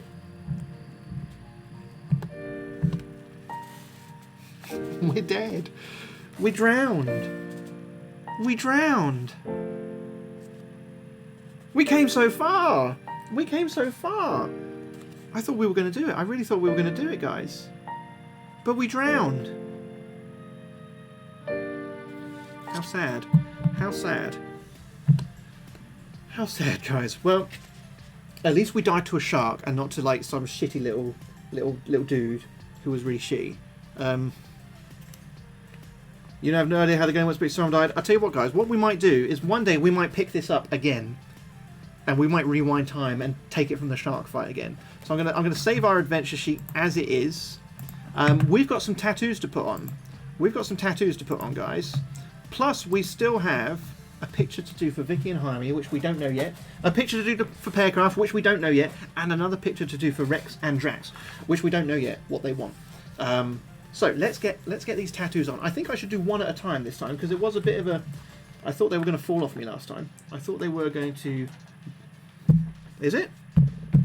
No, it's not. No, I can see it going up. Oh, you fucker! You fucker! Right. So how many? We're putting on another 5 tattoos right now. We've got a happy little crab here. Happy little crab. It looks nice. It looks nice. Thing is, I can feel these pulling at my hair, pulling at my arm hair, guys. Wasn't nicely paid. It was bullying. I don't bully anyone on stream, guys. I never bully anyone on stream, and I feel like I'm getting unfairly treated here. Right. Oh no, my crab. He didn't stick on. He didn't stick on. Right, stick that right down. Stick that right down. Was it because I didn't peel the thing off? I did peel the thing off. Maybe I've got to get this crab wetter. Got to get this crab wetter, guys. Ooh. So what we'll do, guys, we might take a few minutes early for the break, but we'll make up for it. We're being boarded. Oh my god, it's Davis. How are you doing, friend? Long time no see. How do you do, friend? Thank you so much for coming in on the raid. We're about 4 hours into a 24-hour charity stream, Davis, and I'm just sticking on some temporary tattoos, which we've done for donations, and we're about to break for lunch. But how are you doing, friend? How are you doing? Thank you so much for coming in. Today we're supporting Mind. They're a mental health charity here in the UK, and for that we've been eating raw onions. We've been eating horrible jelly beans. We've been putting on Pirates stickers, and we're going to paint my nails after lunch. I'm going to paint my nails after lunch. It's lovely to see you too, friend. It's lovely to see you too. And thank you so much for thinking of me and coming in. You've been playing Kingdom Hearts. I've been watching somebody else playing Kingdom Hearts. Honestly, I have no idea what the hell's going on. All I know is Goofy is a fucking beast. He's a fucking beast. Oh, look at these. These are coming on. Oh, I ripped her legs off that pirate. I ripped the legs off that pirate. I think I need to get this wetter. Peel the thing off. But yeah, we started at 8 AM this morning. We're going along until about 11:30 tomorrow morning. So we actually do about a 27-hour, 24-hour stream here. That's just how we do things. But we've been having a fine time.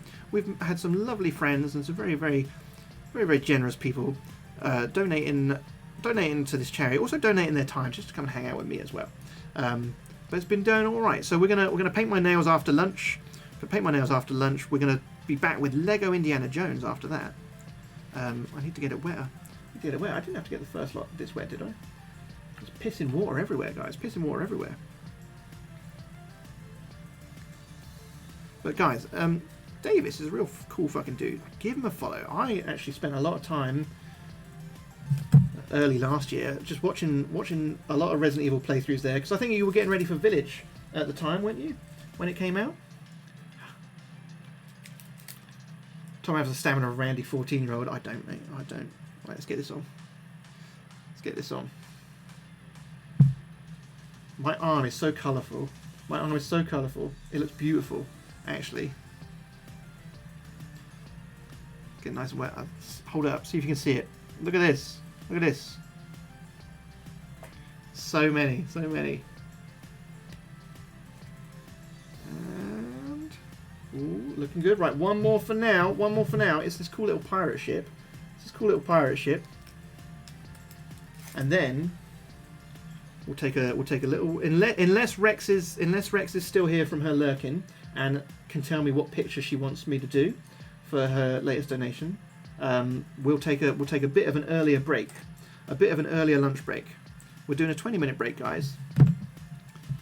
So we'll probably be back at 12:30 then, or just before 12:30, to play some Lego Indiana Jones. Because we do a Lego game every year, guys. And I thought, wouldn't it be a good one to have some adventures with Nazis? We've already had adventures with pirates. What's for lunch? I actually don't know. I'm ready for dinner, because when Pearcraft comes round later for our multiplayer fun times, I've got some pizzas for that. I didn't actually plan what lunch was. Right, so here we go. Here's my arm. Here's my arm. There we go. Every £5 donation has added another temporary tattoo. Rex just told me you were asking about the drawing. Well, yeah, because we've got 5 minutes, really, technically, until we have our lunch break, Rex. But we just died in that book.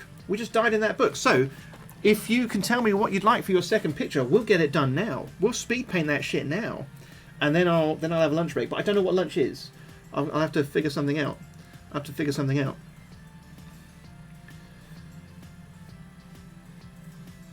So what are we painting? Because I'm ready. I'm ready to go. You want me to do my best T-Rex drawing? I'm really good at doing T-Rexes. Are you ready for this? We'll do a wonderful. The mic is ever so slightly out of sync. Is it really? Like, don't fuck around with me. Is it really? If it is, I'll stop and restart the stream for lunch. Right, let's do a wonderful T-Rex. So we'll start off with a little pencil drawing first, pencil lines.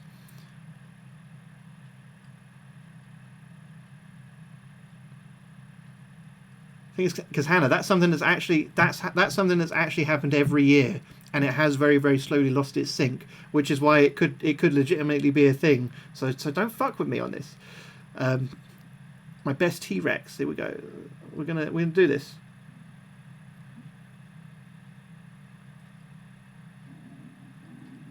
There we go. This is you're gonna love this, Rex. Look at this. Isn't this is good? Is this all right so far? I think so. I think so.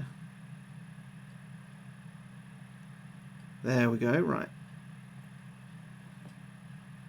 Let's have like the tail curling around a bit.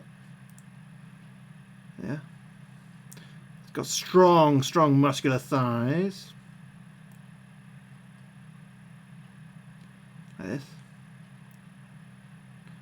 That's like his foot. This is his foot. We'll do like another like leg behind. Something like that. Something like that. You love it already?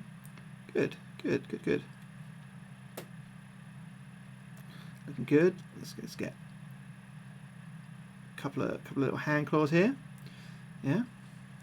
And the other one like behind like that. There we go. There we go. I'm actually good at drawing. Oh, thank you very much. Thank you very much. Right. So what do we need here? Let's go for our watercolor brush as well. That was really nice. That was really nice. The Burninator. And we want a big one. Just make this a nice green T-Rex for you, Rex. I'll see this proudly displayed on your like your channel, like your banner or something. Yeah. Oh, it's beautiful, isn't it? Isn't it beautiful? There we go, there we go, there we go. Oh, too much, too much. Can we undo that? Let's change the size a bit. Let's change the size a bit. There we go. There we go. There we go. Needs to say raw. I can do that. I can do that. Is that how you spell it as well? Is that the correct spelling? The accepted spelling of raw. There we go. Look at this.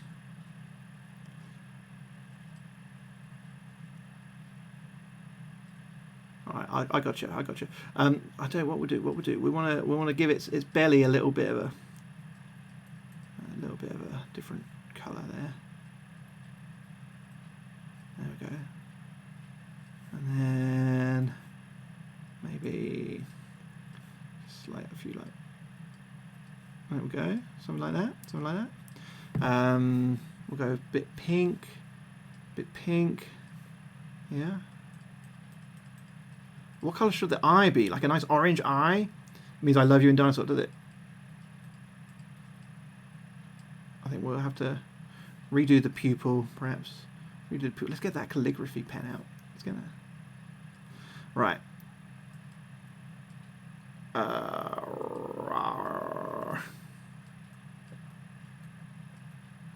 There you go. What do you think of that? What do you think of that? I hope you like it. I hope you like it. That's my best T-Rex that I can do in 5 minutes. Masterpiece. Well, I'm going to save it. I'm going to save it for you. Save Rex T-Rex. There we go. Right. But for real, guys. Now you can see my face nice and big. How in sync or out of sync then is that voice right now? Is that microphone right now? If you could tell me, like, truthfully, I want somebody that isn't Hannah to answer this. It is in sync. No, I said somebody that isn't Hannah. I said that isn't Hannah. I'm fine? For reals? Alright. Alright. Then, guys, we are going to take then a 20-minute break right now. We will be back after, say, one clear word. Moist. Moist. What if we get like if we do like a movie clapper? Yeah? How's that? How's that? Guys, so we're going to take a 20-minute break. I'm going to make some lunch. I don't know what I'm having yet.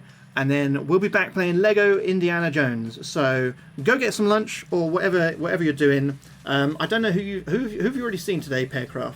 Who have you already seen today? Half a second. It is worth restarting. It is too much. It is too much. Far too much. Far too much. You've seen two people that you didn't know and Barry. Well, that's it. That's all there is. That's all there is. Right, anyway, we're going for a break, guys. I will see you in 20 minutes.